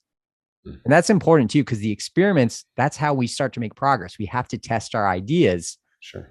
Otherwise, we will just be blind forever, because that stuff is crazy. It seems totally crazy to have like quantum superposition. And then entanglement, it's totally against Newtonian mechanics. Entanglement cannot work in a classical framework. There aren't these non-local causal connections. So we have to consider all possible theories, and even scientists who preach the merits of Bayesian epistemology aren't doing this. Okay. So, for example, COVID origin story.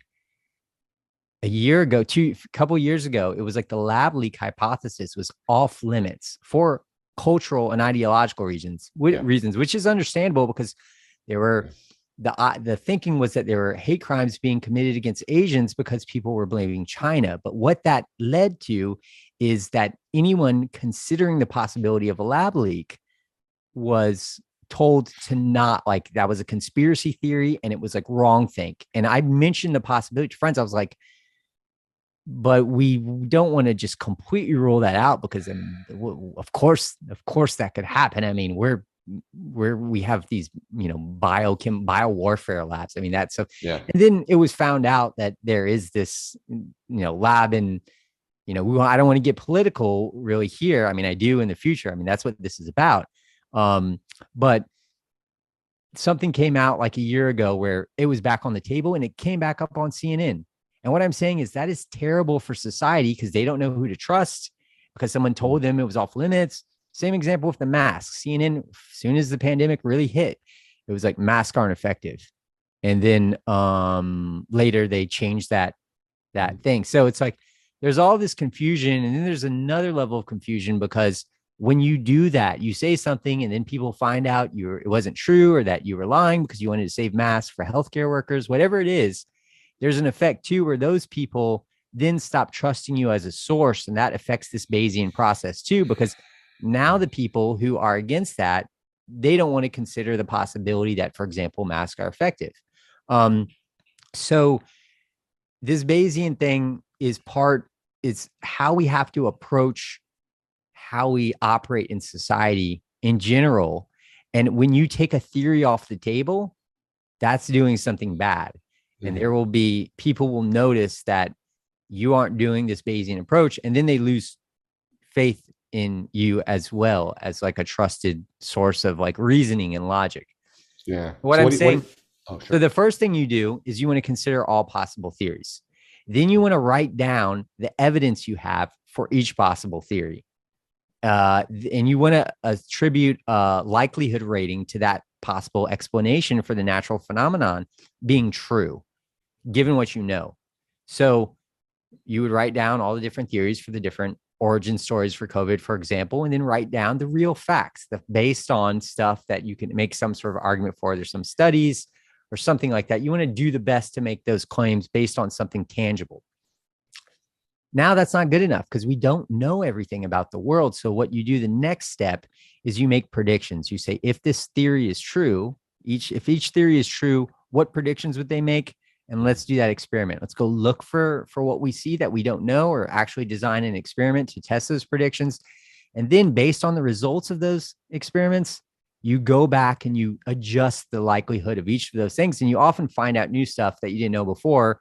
And the lab leak versus the kind of zoonotic spillover, kind of natural explanation for the COVID origin, those can change. And so we saw that the lab leak theory was considered basically so unlikely that no one even thought you were supposed to consider that. It was just off limits. Then later, all this stuff came out where it's like, okay, that's back on the table as a theory. So this process, what I'm arguing is that if you do this process, we will start to naturally converge on the truth, even if we don't agree about the evidence beforehand. Those are your Bayesian priors, because the prediction and testing process filters out the bad ideas.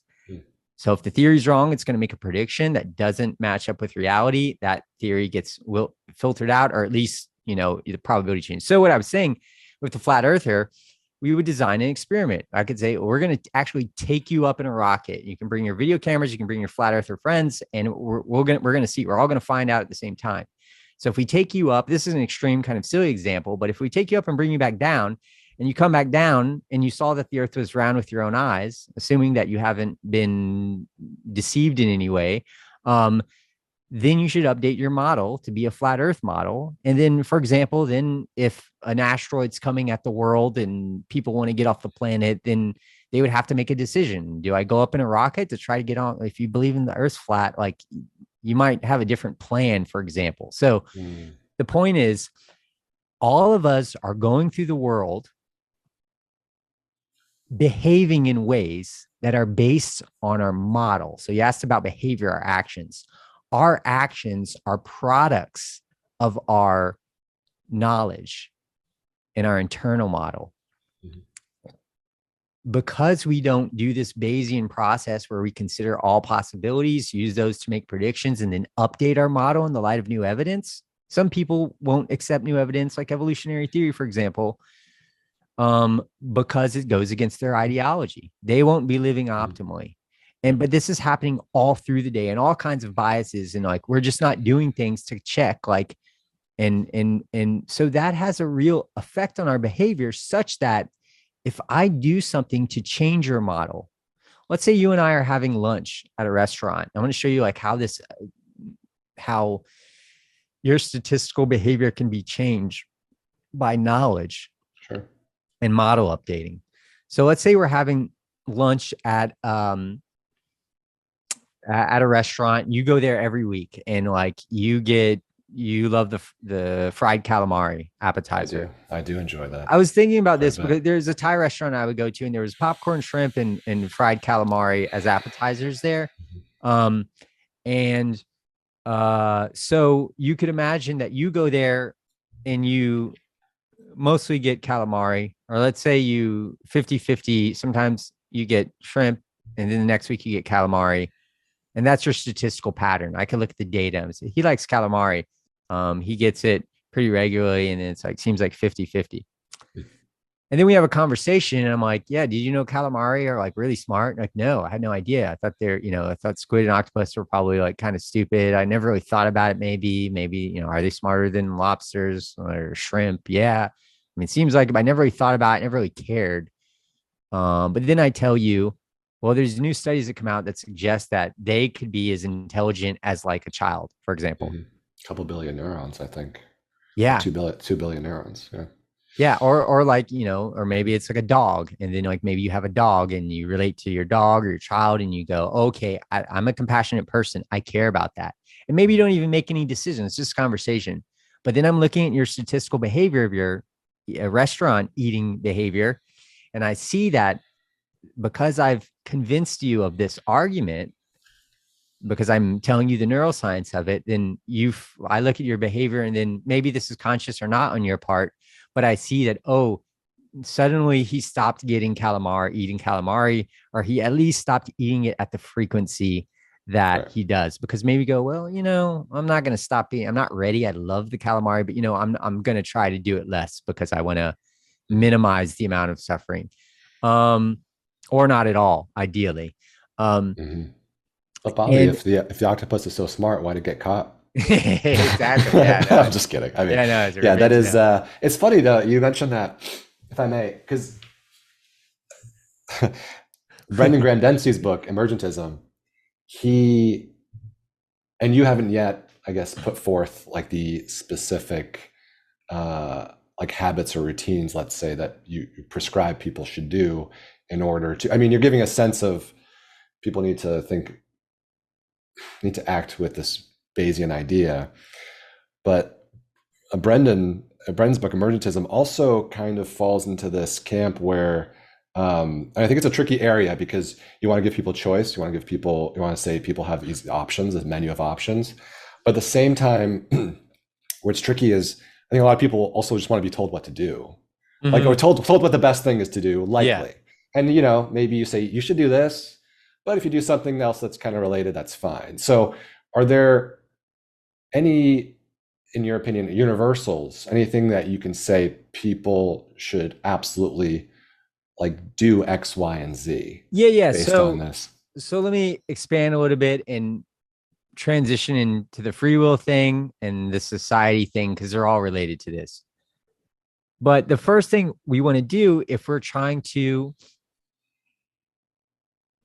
acquire knowledge optimally is that we have to do this um, Bayesian process. That is the process I'm arguing of evolution.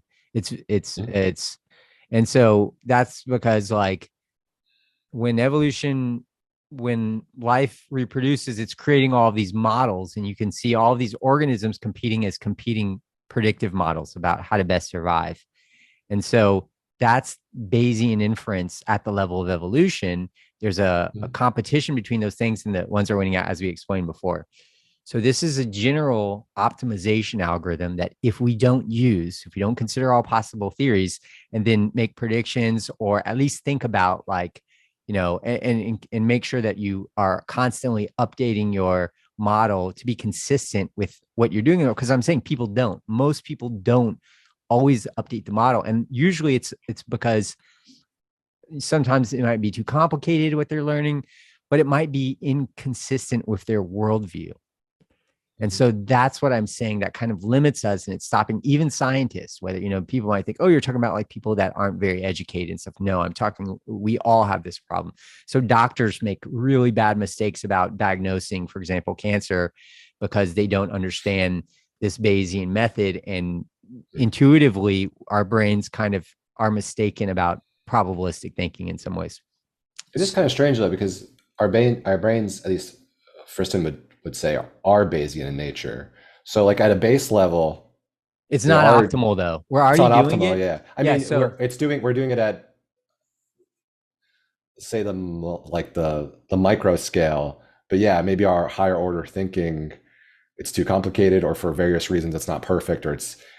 I mean, I'm not sure even if like the Bayesian brain hypothesis. I'm not sure it states like how it mostly functions, but I'm not sure like the higher order abstract thinking yeah, where it's lost there, or if it is well, lost. so people are applying this in the way I'm like trying to, and it's absolutely not optimal the way we do it. So it's the only way to really learn. So that's what we are doing. We're approximating Bayesian inference. But if you look at people and you look at their lives and you take these, for example, these examples that I'm illuminating, they will be present at like every moment. So, for example, I might notice my dad is like, oh, yeah, I'm sick today. I think it's because of this. And I'm like, well, did you consider this other thing? Mhm. And he's like, no. And I'm like, well, you might be taking the wrong medication because maybe it's bacterial and not viral. It's not cold because you've mistaken like. So And then there's a lot of people who have like theories about something, and they think, like, for example, police officers, like they don't operate according to this method, so they can be very certain that they have the right person, and then just do all types of things to kind of make that, find that I've got the guy that I was looking for. So this is a massive problem, and if we start looking at all areas of society, it's everywhere. It's ubiquitous that people aren't doing this, so we're not even close to being optimal. So that's what really applying this free energy principle does, is it's a way to kind of optimize your behavior by trying to make your model more accurate to reality. But within that, now there's lots of other practical things that come out. So let me try to, in these last minutes, try to lay those out and just interject, or let me know what you think about each, I guess. But so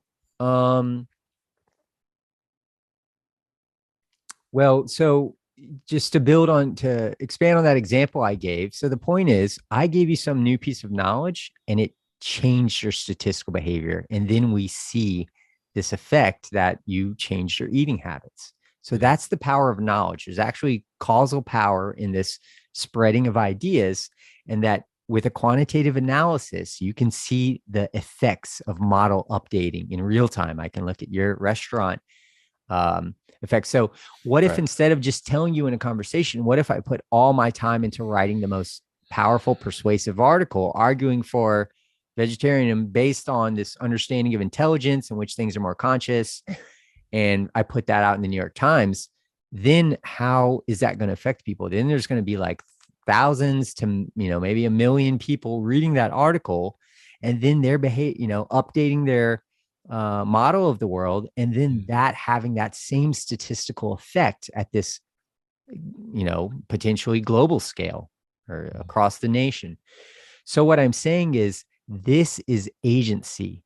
And when we have to start thinking about causal chains and like social causal chains. So when you say something in the real world, you put out this interview, you're exercising your agency, and there is this downstream effect such that you are updating, and you can maybe this give you motivation to like do what you're doing with keep doing it, because what there are those real effects. And every time you teach someone new, and they update their model in a way that changes their behavior, you could trace these causal chains that propagate outward from that back to this knowledge that you're giving people. So the old idea of determinism is that we can't affect the future. There's just something set in stone, and that leads us to believe that we don't have agency. And then so if we think that, we're like, well, we can't really make a difference, so we're not going to exercise our agency. And what I'm saying is, the effects of our agency are having these like for some of us, really large causal effects in the world, and that we can actually bring about the future that we want to see by exercising our agency. So how is this related to free will? What I'm saying is that basically this argues for what I call a multi-level, a model of the mind is a multi-level controller. So there's inanimate systems in the world like rock, and that it can be predicted, its behavior or movement can be predicted with Newtonian mechanics. And if it moves along a hill, you can understand how if it starts moving, it's because it was pushed by like a gust of wind or something. It's not internally generated. And if you know the force of that wind, you can calculate the trajectory of the rock, where the rock's going to go.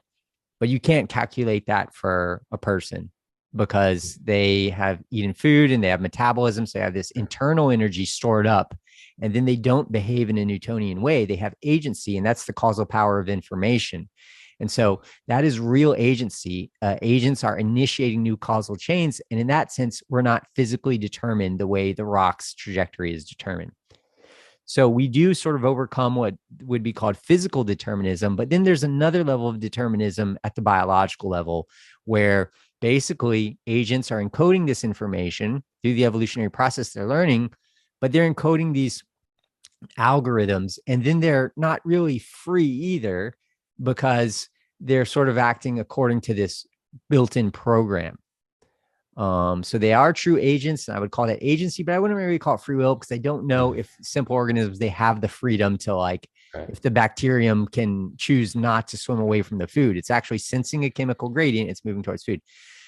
So what I'm saying is there are these levels to the mind where there's a subconscious mind that corresponds to lower intelligence, and it's an automatic reflexive intelligence that's not very free in the way we think of that word. And then with the emergence of a prefrontal cortex, we get this higher mind that is associated with this higher self and self-awareness that monitors the lower level mind. And when we see that our lower level programmed behavior is not adaptive. So, for example, if someone says something to anger us, we get this amygdala response. We might immediately feel the need to reach out and strike that person. Or if they act aggressively towards us, because 1,000 years ago, that might have been the optimal response if someone seems aggressive, to take the initiative to be offensive. But in modern society, because we're part of this larger collective that has emerged through this emergence process, there are different rules to the game. There's laws, there's stuff like that promotes social cohesion and stuff. So basically the higher mind gives us a new level of freedom because we can monitor and observe our programmed behavior, and we can tweak our model, and then we tweak the programming, and our conscious selves can reflect and do that. But without this higher mind, you don't have any way to change your connectivity or your model. It's kind of almost fixed. And so that's what free will is. Some people might say, well, that's not free will because I've defined free will a certain way. It doesn't really matter what you want to call it. But what I'm saying is there's a distinction between rocks and humans. So if you are asleep and a wind blows you down the hill, you will fall like the rock if you remain unconscious. You will go off the cliff if there's a cliff there, the way the rock would. But if you regain consciousness because you're falling and you feel that something's pushed you, you can stop. You can push back on that causal chain in nature. At least the classical scale causal chain. There's molecular stuff going on. There's causal chains at this lower level, but you have a different behavior because you can wake up and you can prevent yourself from falling off, where if you were trying to calculate what an inanimate system would do, there'd be no way for it to do that. So that behavioral distinction needs a name. And so we call that agency. What I'm saying is that there's another important behavioral distinction that arises with self-reflection and the ability to use consciousness to monitor and adapt your behavior, but also to imagine things that aren't in existence, that aren't part of your map of the world. You can imagine something completely new by doing some sort of transformation where you imagine an invention that doesn't exist. Or Facebook, for example, before Facebook existed, someone had to come up with that idea. Consciousness allows that. Without this higher level consciousness, it's called access consciousness, you can't really imagine these counterfactuals. So what consciousness does is open up a new space of possibilities for life. And that allows us to create technology and do all of these things that lower intelligence can't do. So what I'm saying is that we have to exercise this sort of higher level cognitive control, which corresponds to what normal people call free will, this higher level freedom, kind of overriding our programming. So we were kind of like robots, kind of similar to today's AI. We're intelligent, but it's purely programmed, and the output is basically follows from input. That's a sort of automatic thing. But now we have experience where we can consciously observe the process, imagine the future that would lead to. So consciousness is actually enabling new computational capabilities that the system didn't have before consciousness, where it can imagine stuff in the mind's eye, and then it can have more freedom over kind of choosing these different counterfactuals. And here's what the Bayesian method does. You don't know the space of possible trajectories or menu of options in your decision making if you don't do this Bayesian exercise. So what the Bayesian exercise does, when you consider all possible explanations for something, you're getting a clear picture of the menu of options of the possibility space, and then you can select the one that's optimized for achieving your goals, that's most consistent with your long-term goals. So the teleological stance, teleology, is basically, this is taking a purposeful view of the universe as a whole, that you're part of this purposeful process leading to this fully integrated self-aware state of the universe, and that you are a purposeful agent. You're an agent that has goals. So achieving your goals is your purpose, and that there's a methodical way to go about achieving those goals in a way that's consistent with what the system, what human society and what the larger cosmic system is trying to do, because it has this purpose, this universal goal. And then you can use this evolutionary learning algorithm, variation and selection, or trial and error. So active inference, evolution, it's all the same thing. And then we can apply this to our daily lives to make sure that our model is optimized for reality.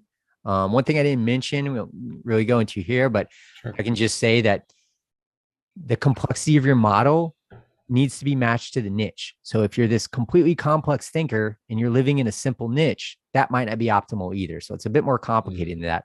Roger Penrose forgets where he is. He gets lost walking around town, and Einstein, these similar things about him. So they might be completely the town loon if they were raised in Alabama or somewhere, and there was or prior to science, there would be no infrastructure for people like that to for those ideas to spread. It would just sound crazy. So you want to match yourself to the complexity of the niche too. And in the post, you will see that there's the law of requisite variety from cybernetics, which is kind of part of free energy principle too. So you have all these principles that tell you how to behave, that are based on this fundamental story. So one is the principle of incomplete knowledge, where we should never be certain. And when people are 100% certain, whether it's their scientific theory, Sam Harris is certain that we can't have free will. That's not consistent with science. However, Dan Dennett argues for free will, and they've debated this. So he's being over certain. He's not leaving any room in his model for uncertainty. He's not leaving room for a more sophisticated understanding of top-down causation and this higher level control. So none of us are doing this. So that's, first of all, it sounds very intuitive. And I've talked to friends, explain this. Oh, that sounds like common sense. I'm like, yeah, it sounds like it. And it kind of is what common sense is, but we're not using perfect common sense, because if we were, we'd be doing this Bayesian method, and then you can optimize it. So the other thing to talk about is society. In this model, society is a collective intelligence as well. And then so it has all these parts and components that have interconnections too. So if we realize that we're an agent embedded in this larger context, that's what I'm saying is we can call going meta. So we have awareness, which is basic consciousness. Then we have self-awareness, where we realize we're a conscious agent, and we can kind of tweak our model. Hopefully we do it without even knowing. And then there's meta awareness, I would call that, is realizing that you're an agent in an interconnected system of other agents, and that how those agents behave to you, that's going to affect you. So you need to care about the whole system being optimal. And once you realize that, then you apply the things that you're applying at that individual level to the societal level, where you're trying to do collective free energy minimization or collective model optimization. And then you can understand why people behave the way they do, why they have certain opinions. So for example, as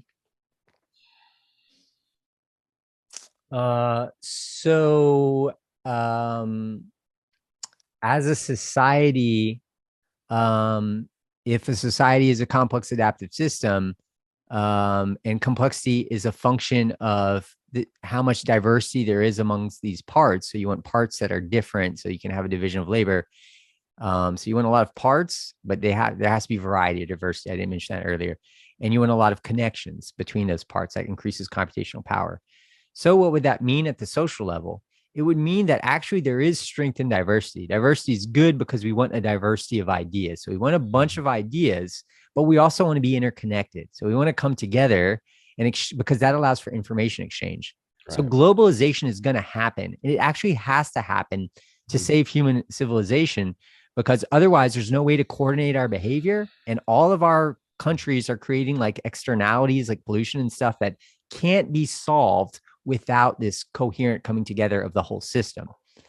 But people might be worried about a hive mind, we become interconnected, and there is a danger of becoming homogenous. And we're seeing that in China, because they see this importance of becoming interconnected and putting the whole above the individual, but they don't understand the importance of diversity. So they're basically create a social credit system that kind of completely eliminates diverse thought. So that's not going to be optimal either. So we want to increase diversity, and we want to increase interconnection at the same time. And it's hard to do that because they seem kind of opposed. So we want to have nations and towns, and then this global coordination, but we don't want to get rid of the nations and have one global government. We want to have a nested hierarchy with all these controls, but we want to have the hierarchy be fluid where people can move up and down the hierarchy depending on, how good they are at whatever particular thing. And so this model of emergentism, of hierarchical emergence, it informs us about what are optimal dynamics for society as a whole, as far as things like diversity, interconnection. But then there's this other thing about like agents and living optimally and kind of using this optimal learning method, which is Bayesian inference. And so going meta and recognizing that you're part of this system is changing the behavior of the agents. And so let's say we have a unifying worldview. Let's say, okay, I like this worldview, or at least part of what you're saying. And I think I should try to optimize because there's this self-organization process, and civilization is this next, we have to have this global coordination. That's like the coming phase transition. And it's part of this inevitable process. If we do have that worldview, what the worldview does is it says that we all need each other. We all depend on each other because we're all interconnected, and that we should align interests. So even if we have different ideological interests, we should try to focus on where we could come together. And we should also try to understand, resolve those conflicts. Without this idea, without this new philosophy that I'm saying, there's no fundamental reason to want to do that. But I'm saying that there is a fundamental reason. We're part of this process. And then actually, without seeing this very specific picture, we can't create the coherent whole that's going to save us from destroying our civilization. And when we take this Bayesian reasoning method and this worldview of interconnection, imagine a world where everybody believes some version of this, but enough where they don't have to believe the same thing, but enough where it was compatible to where they agreed about aligning interests and the need to do that to cooperate to solve our existential challenges, because that's just a fact. That's the only way we can solve them. If they do that, then what you would see at the behavioral level would be, I talked about these causal chains at this social level. You would see suddenly a sort of transition because they have this, everybody has the same general worldview aimed at motivating cooperation and cultivating this higher sense of awareness that we're all part of the system, which includes nature too. So the environment, the plant, we have to care about that because that's part of the whole structure. Then what you would see at this level is a sudden change in coherence where people start behaving in ways that are more aligned because they're more in sync, because their ideologies aren't in conflict anymore. Right. And so the picture is that at the social level, the different nations are exactly equivalent to organisms competing, and that the closer our worldview is, it's more like kin won't compete as much as people from different, I was going to say tribes or something. So when you see this, it illuminates tons of stuff that the reductionist framework did not address, because this was seen as, emergent phenomena were epiphenomena and weren't part of the real story.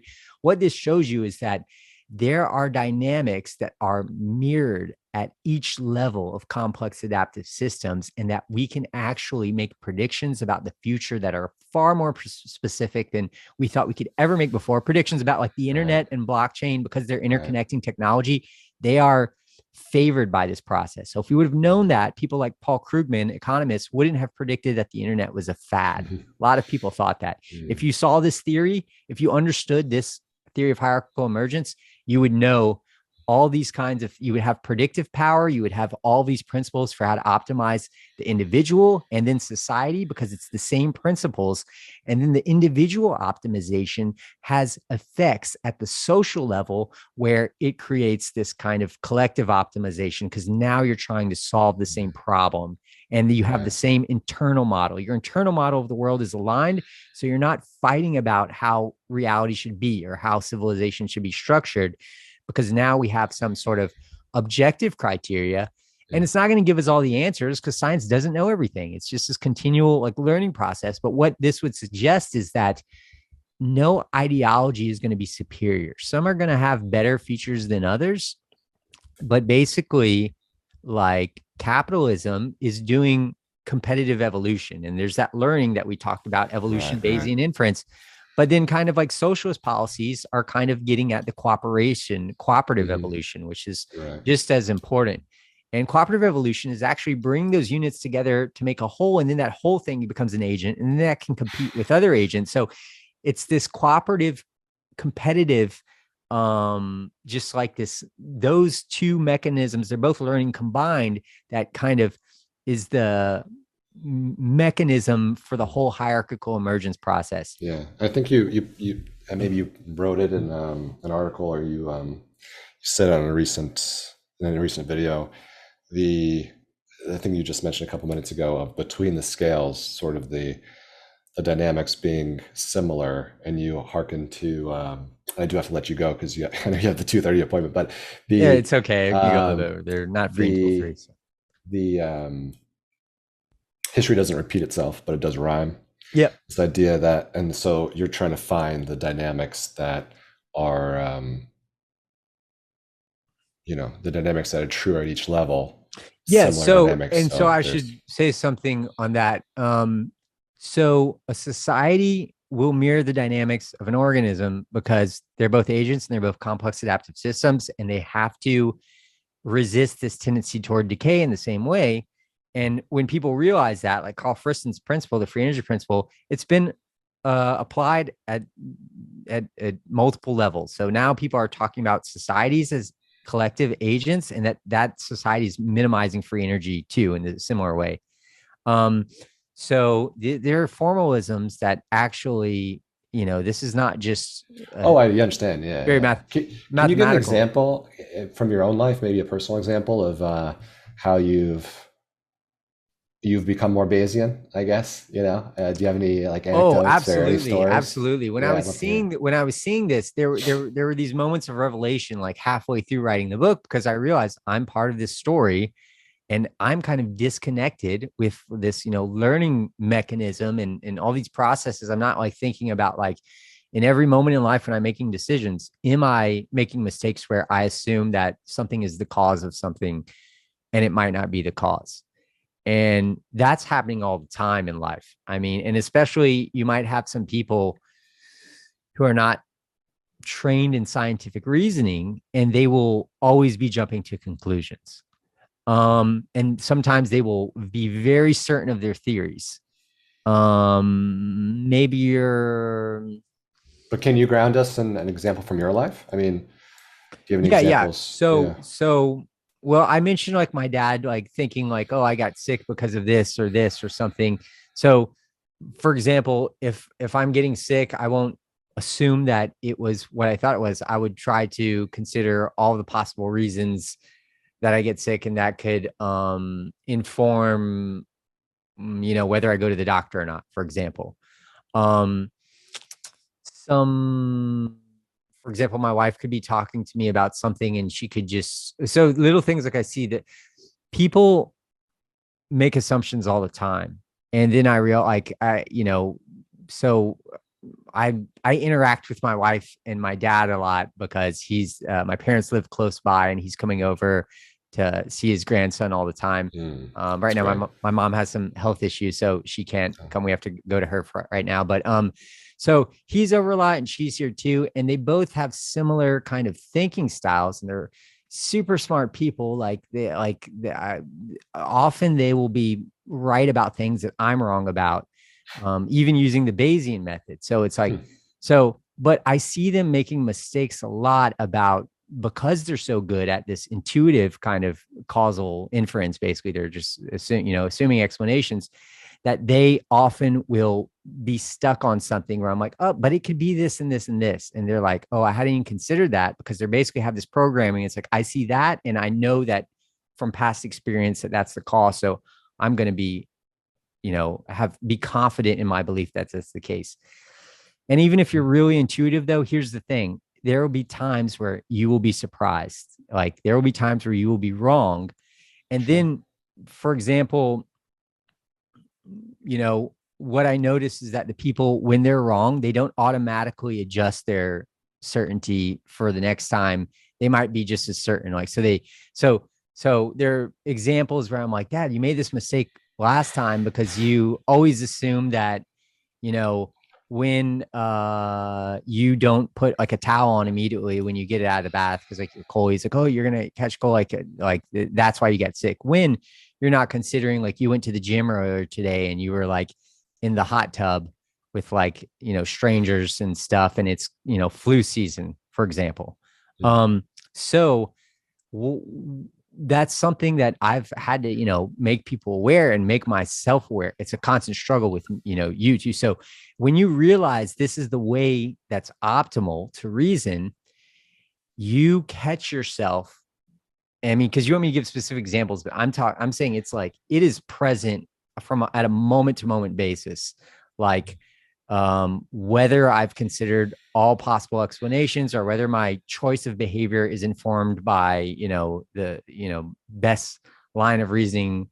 And it might not be because I might have not considered certain things. So I'm always doing a Bayesian check whenever I'm like, starting like, oh, I was going to say, did you take the trash out? I'm trying to think of something like a little bit less uncertain, but it's like, do you think the storm is going to, influence our trip? Like, over, to Mexico, like there's going to be a hurricane. Like, instead of just like leaving it up to chance, I'm like, okay, let me think about all of the, factors. Let me like look into the storm and see like what kind of like plane routes could be affected. Now we have a kid. It's like, if we get delayed, it's not like it's easy for us. We have like a child and it's not good to be stuck in the airport. So Sure. There's a whole nother level of reasoning that when you understand the Bayes thing, but also when you understand you're part of society, because you're also like, oh, it may be beneficial for me to like throw out some trash out of the window because maybe I have like a job, like I'm meeting with a friend. I don't want them to think that I'm like this sloppy person. Maybe it's like your new boss, but you're hanging out. So you throw stuff out the window. Like, that might be beneficial for you. But when you realize that you're part of this larger interconnected system, you're not going to do things that could have, in the long term, effects that accumulate that could hurt the whole system that then eventually affect you.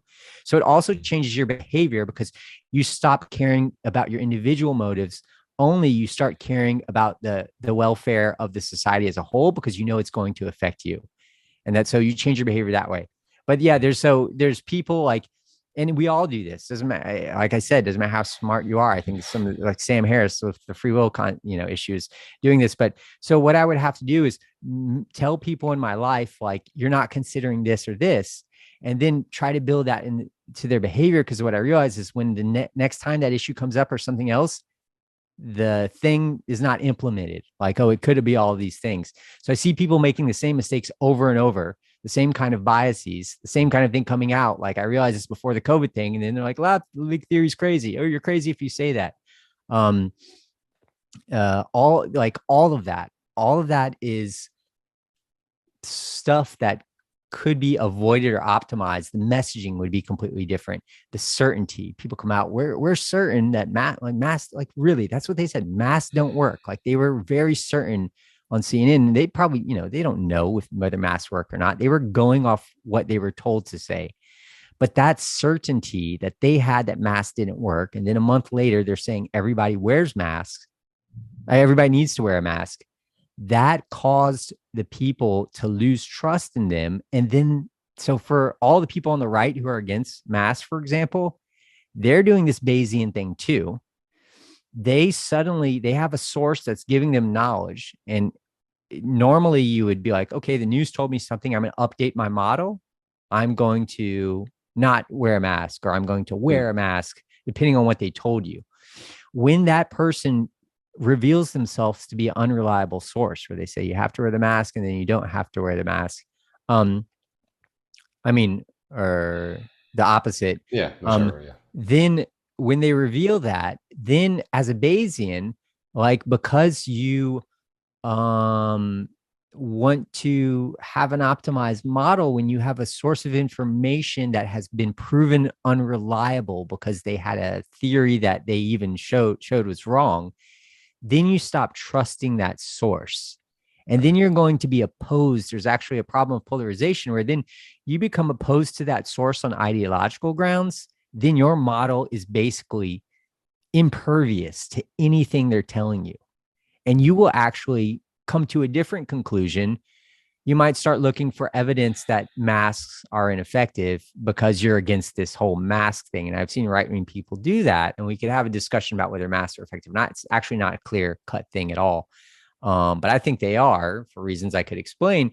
But there are some people I know that have, put time into this thing and have argued that certain things aren't effective. So it's not just about using this, but it's about thinking about messaging and how when people say things that are unreliable, the effects that it has on other people because they're not using this process, or maybe they're sort of using it without knowing. And that creates these issues that lead to like deadlocks in society. So what I mostly realized was that I was an agent that had the power to initiate these social causal chains. And that motivated me. It said, okay, I'm not just writing a book. If this book has the practical importance that I'm saying it has, it is just as important for me to spread the message and think about how to do that going on this podcast than doing what a lot of academics do. They write the book and then they say no to all the interviews because, I wrote a book. I want to write, I'm a professor. I'll do this thing. I don't want to spread this message. So this made me think about not only looking at for my own blind spots, but how my behavior can be more in tune with the behavior of the whole and the progress of the whole. So that's what really it does. When you start thinking in this way, you want to align interests with others. You immediately go, I don't agree with that person. I'm personally have progressive views, but I mean, not what we call progressive now, but just in the general sense of the word, progressive views. So I don't necessarily see things the way some conservatives see things always, but what I do see now is I see the ideas from conservatism, for example, that correspond to good ideas from evolutionary theory and system science. And I understand why. And then so we have a situation where you have like the extreme left and the extreme right, and they've been so ideologically opposed that they have these two separate models. And then this side starts defining everything that they're about to be the opposite of what this side's about. If conservatives say family's important, there would be a tendency for people to be like, to go against that in some way, or that, whatever, you can think of whatever issue. What I'm saying is that's a dangerous situation because then the extremes on this side will not want to do anything religion. They might be against, like, for example, like churches are and prayer, like churches build community. Prayer does all kinds of theory of mind stuff when you're thinking about others and you're doing that exercise. It's very similar to meditation. So my point is, we're going to be ideologically opposed in ways that we can't work together. And we'll even start throwing out bad ideas because it's just from a completely different worldview. So what this worldview does, it goes, let's look at why, conservatives have this set of principles. Let's see how they correspond to this story of hierarchical emergence. Let's see, what the left has, progressives that are in line with this. And let's see why we disagree and try to find common ground, because if we don't try to find common ground, we're all screwed. We have to work together. That's not part of the current mindset. And that's why right now there isn't an effort to unify people. There's not many people saying, hey, we got to come together with the other side. Because as soon as you say that, people go, consider you an enemy. They're like, we don't want to come together with the other side. Those people have a bad ideology. And what I'm saying is, when you have you internalize this new model, then you start looking for ways to align interests because it's in your best interests. So the teleological stance aligns the goals of the individual. It tells you how to optimize your own goals, but it aligns it with the goals of society and this larger cosmic process. And if you're not thinking from that meta perspective, your sense of optimizing yourself, it's going to be wrong. Like you might have selfish behavior in ways that affect others negatively, and then you find later that it affects you in like bad ways because the whole thing's interconnected.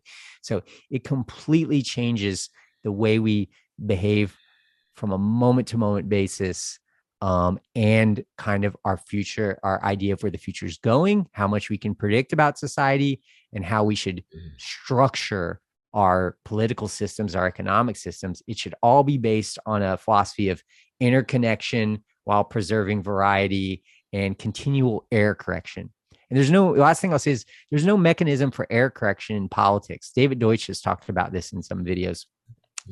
But basically, politician makes a claim like this is going to work good or whatever, or just, government in general doing something. And we don't really take widespread surveys to assess how well those work or how happy people are. And we don't hold people accountable like, oh, you were wrong about this. They just go on making mistakes or wrong claims, and you can be proven wrong. Like conspiracy theorists who like have these crazy theories. And I've said not every conspiracy theory will turn out to be crazy. If you do the Bayesian method, I imagine some of those crazy theories are true, but most of them, you'll have people who are just throwing out the craziest stuff in the world. And then those prove to not be true. And then no one holds them accountable. And then the conspiracy theorists, they just have a new theory, and those conspiracy theorists are fine. They're just like excited. What's the new one? They don't go, oh, this guy is full of it and I'm not going to trust him because he's not a reliable source. So we need to apply this kind of discipline and the kind of like method to every aspect of society, because there's no mechanism for error correction. And if we don't do that, like politics, government, policy, there's no way to optimize it. It just stays suboptimal. And that's what's really frustrating. It's like you want to change things and like you see people not being optimal, but there's no way to do it. Why? Because they have their worldview, their philosophy that's based on kind of like ethical things, and like they think that they have it right, and they don't see, usually if someone has this idea that everything's subjective, it's just like you got to convince that person. But if you can show them that there's a deeper fundamental logic to reality, that should promote everyone to go, yeah, our current ideologies are kind of rigid. Some of the things work, but it's based on, kind of tradition and the best thing that works at the time. Now I'm going to look constantly for different way, like experimenting. Like you said earlier, you're talking about like with your podcast, you're testing out different things and we want to discover what works. You don't know, for example, what format's going to work. You don't know if you should do all interviews or if you should do explainer videos and the ratio of that. In all aspects of life, we need to test to understand, to get a sense of the space of possibilities. We need to try out lots of things, but then we need to collect data about what works, because that's an experiment too. Sure. And then filter out the bad ideas. But it's constant testing, constant iteration. So how do we find the best system for structuring society? I'm saying it won't be capitalism and it won't be socialism. It might be a hybrid between the two, but it won't even be that necessarily. It might be something new combined, like crypto economics. So, or something we haven't thought of. So, and it won't even be that, because it'll be different based on how big the nation is. It'll be different based on what's going on at the time. So what I'm arguing is that, and this is great about it, because this, I said, there's a kind of political party that emerges out of this. What is it based on? Well, it's based on the idea that we can't. So there are these systems thinking principles that create this foundation, but it also says that we can't know ahead of time what's best. So what do? We test these models out. Sure. You have an idea for a socialist sort of structure, find a place where people want to try that out, test that out, try your extreme capitalism or whatever, try that out, test these, see what's working, adapt the model to fit that. And what you're going to find is there's no one size fits all solution. And even if we find that for a certain area, it's not going to be that forever. Right. Yep, so sure. Continual iterating, testing, experimenting, weeding out the bad ideas. That's the process of progress. And if we don't apply this at every level, we won't survive as a collective. Yeah, let's hope we do. We got to figure this out. Yeah. Bobby, thank you so much. This was so much to chew on, so much to think about. And I appreciate your time and energy today. I'll have links in the description of this video of linking to your Substack, your Psychology Today articles. I'm sure people can't wait to read and continue to follow your work and your Twitter as well. And Yeah, I just want to say thanks again. This has been great. Thanks so much. And I really appreciate you doing all the research that you do, because there's no way, what I articulated today is just no way to get that out. And this has been a learning process for me too, figuring this out, but also how to convey it in a way that doesn't bore people to death. So thanks for that. And if you go to my Substack, so there's all of this stuff and a lot of new posts coming, interviews, trying to find this solution to all of these problems and bringing people in who are experts in those particular areas. So there's free content, but there's also like a paid subscriber level and a founding member. And so the paid subscribers have access to a lot more stuff that I think are kind of necessary for part of connecting everything. And like founding members, if you're a founding member, I'll send you like a signed copy of the book and some other little perks continuously. So I kind of want to build a community and make it fun and provide incentives. And then the community, if you follow the Substack and you like comment, you're going to see that your feedback is going to shape the sort of evolution of this project, which is trying to make this whole philosophy that I've described become like, be a catalyst for this paradigm shift that we need to reach this coherent state that we need to overcome our existential challenges. So, yeah. Awesome. Great. Well, it was wonderful, Bobby. Thank you so much. Thanks, Carlos.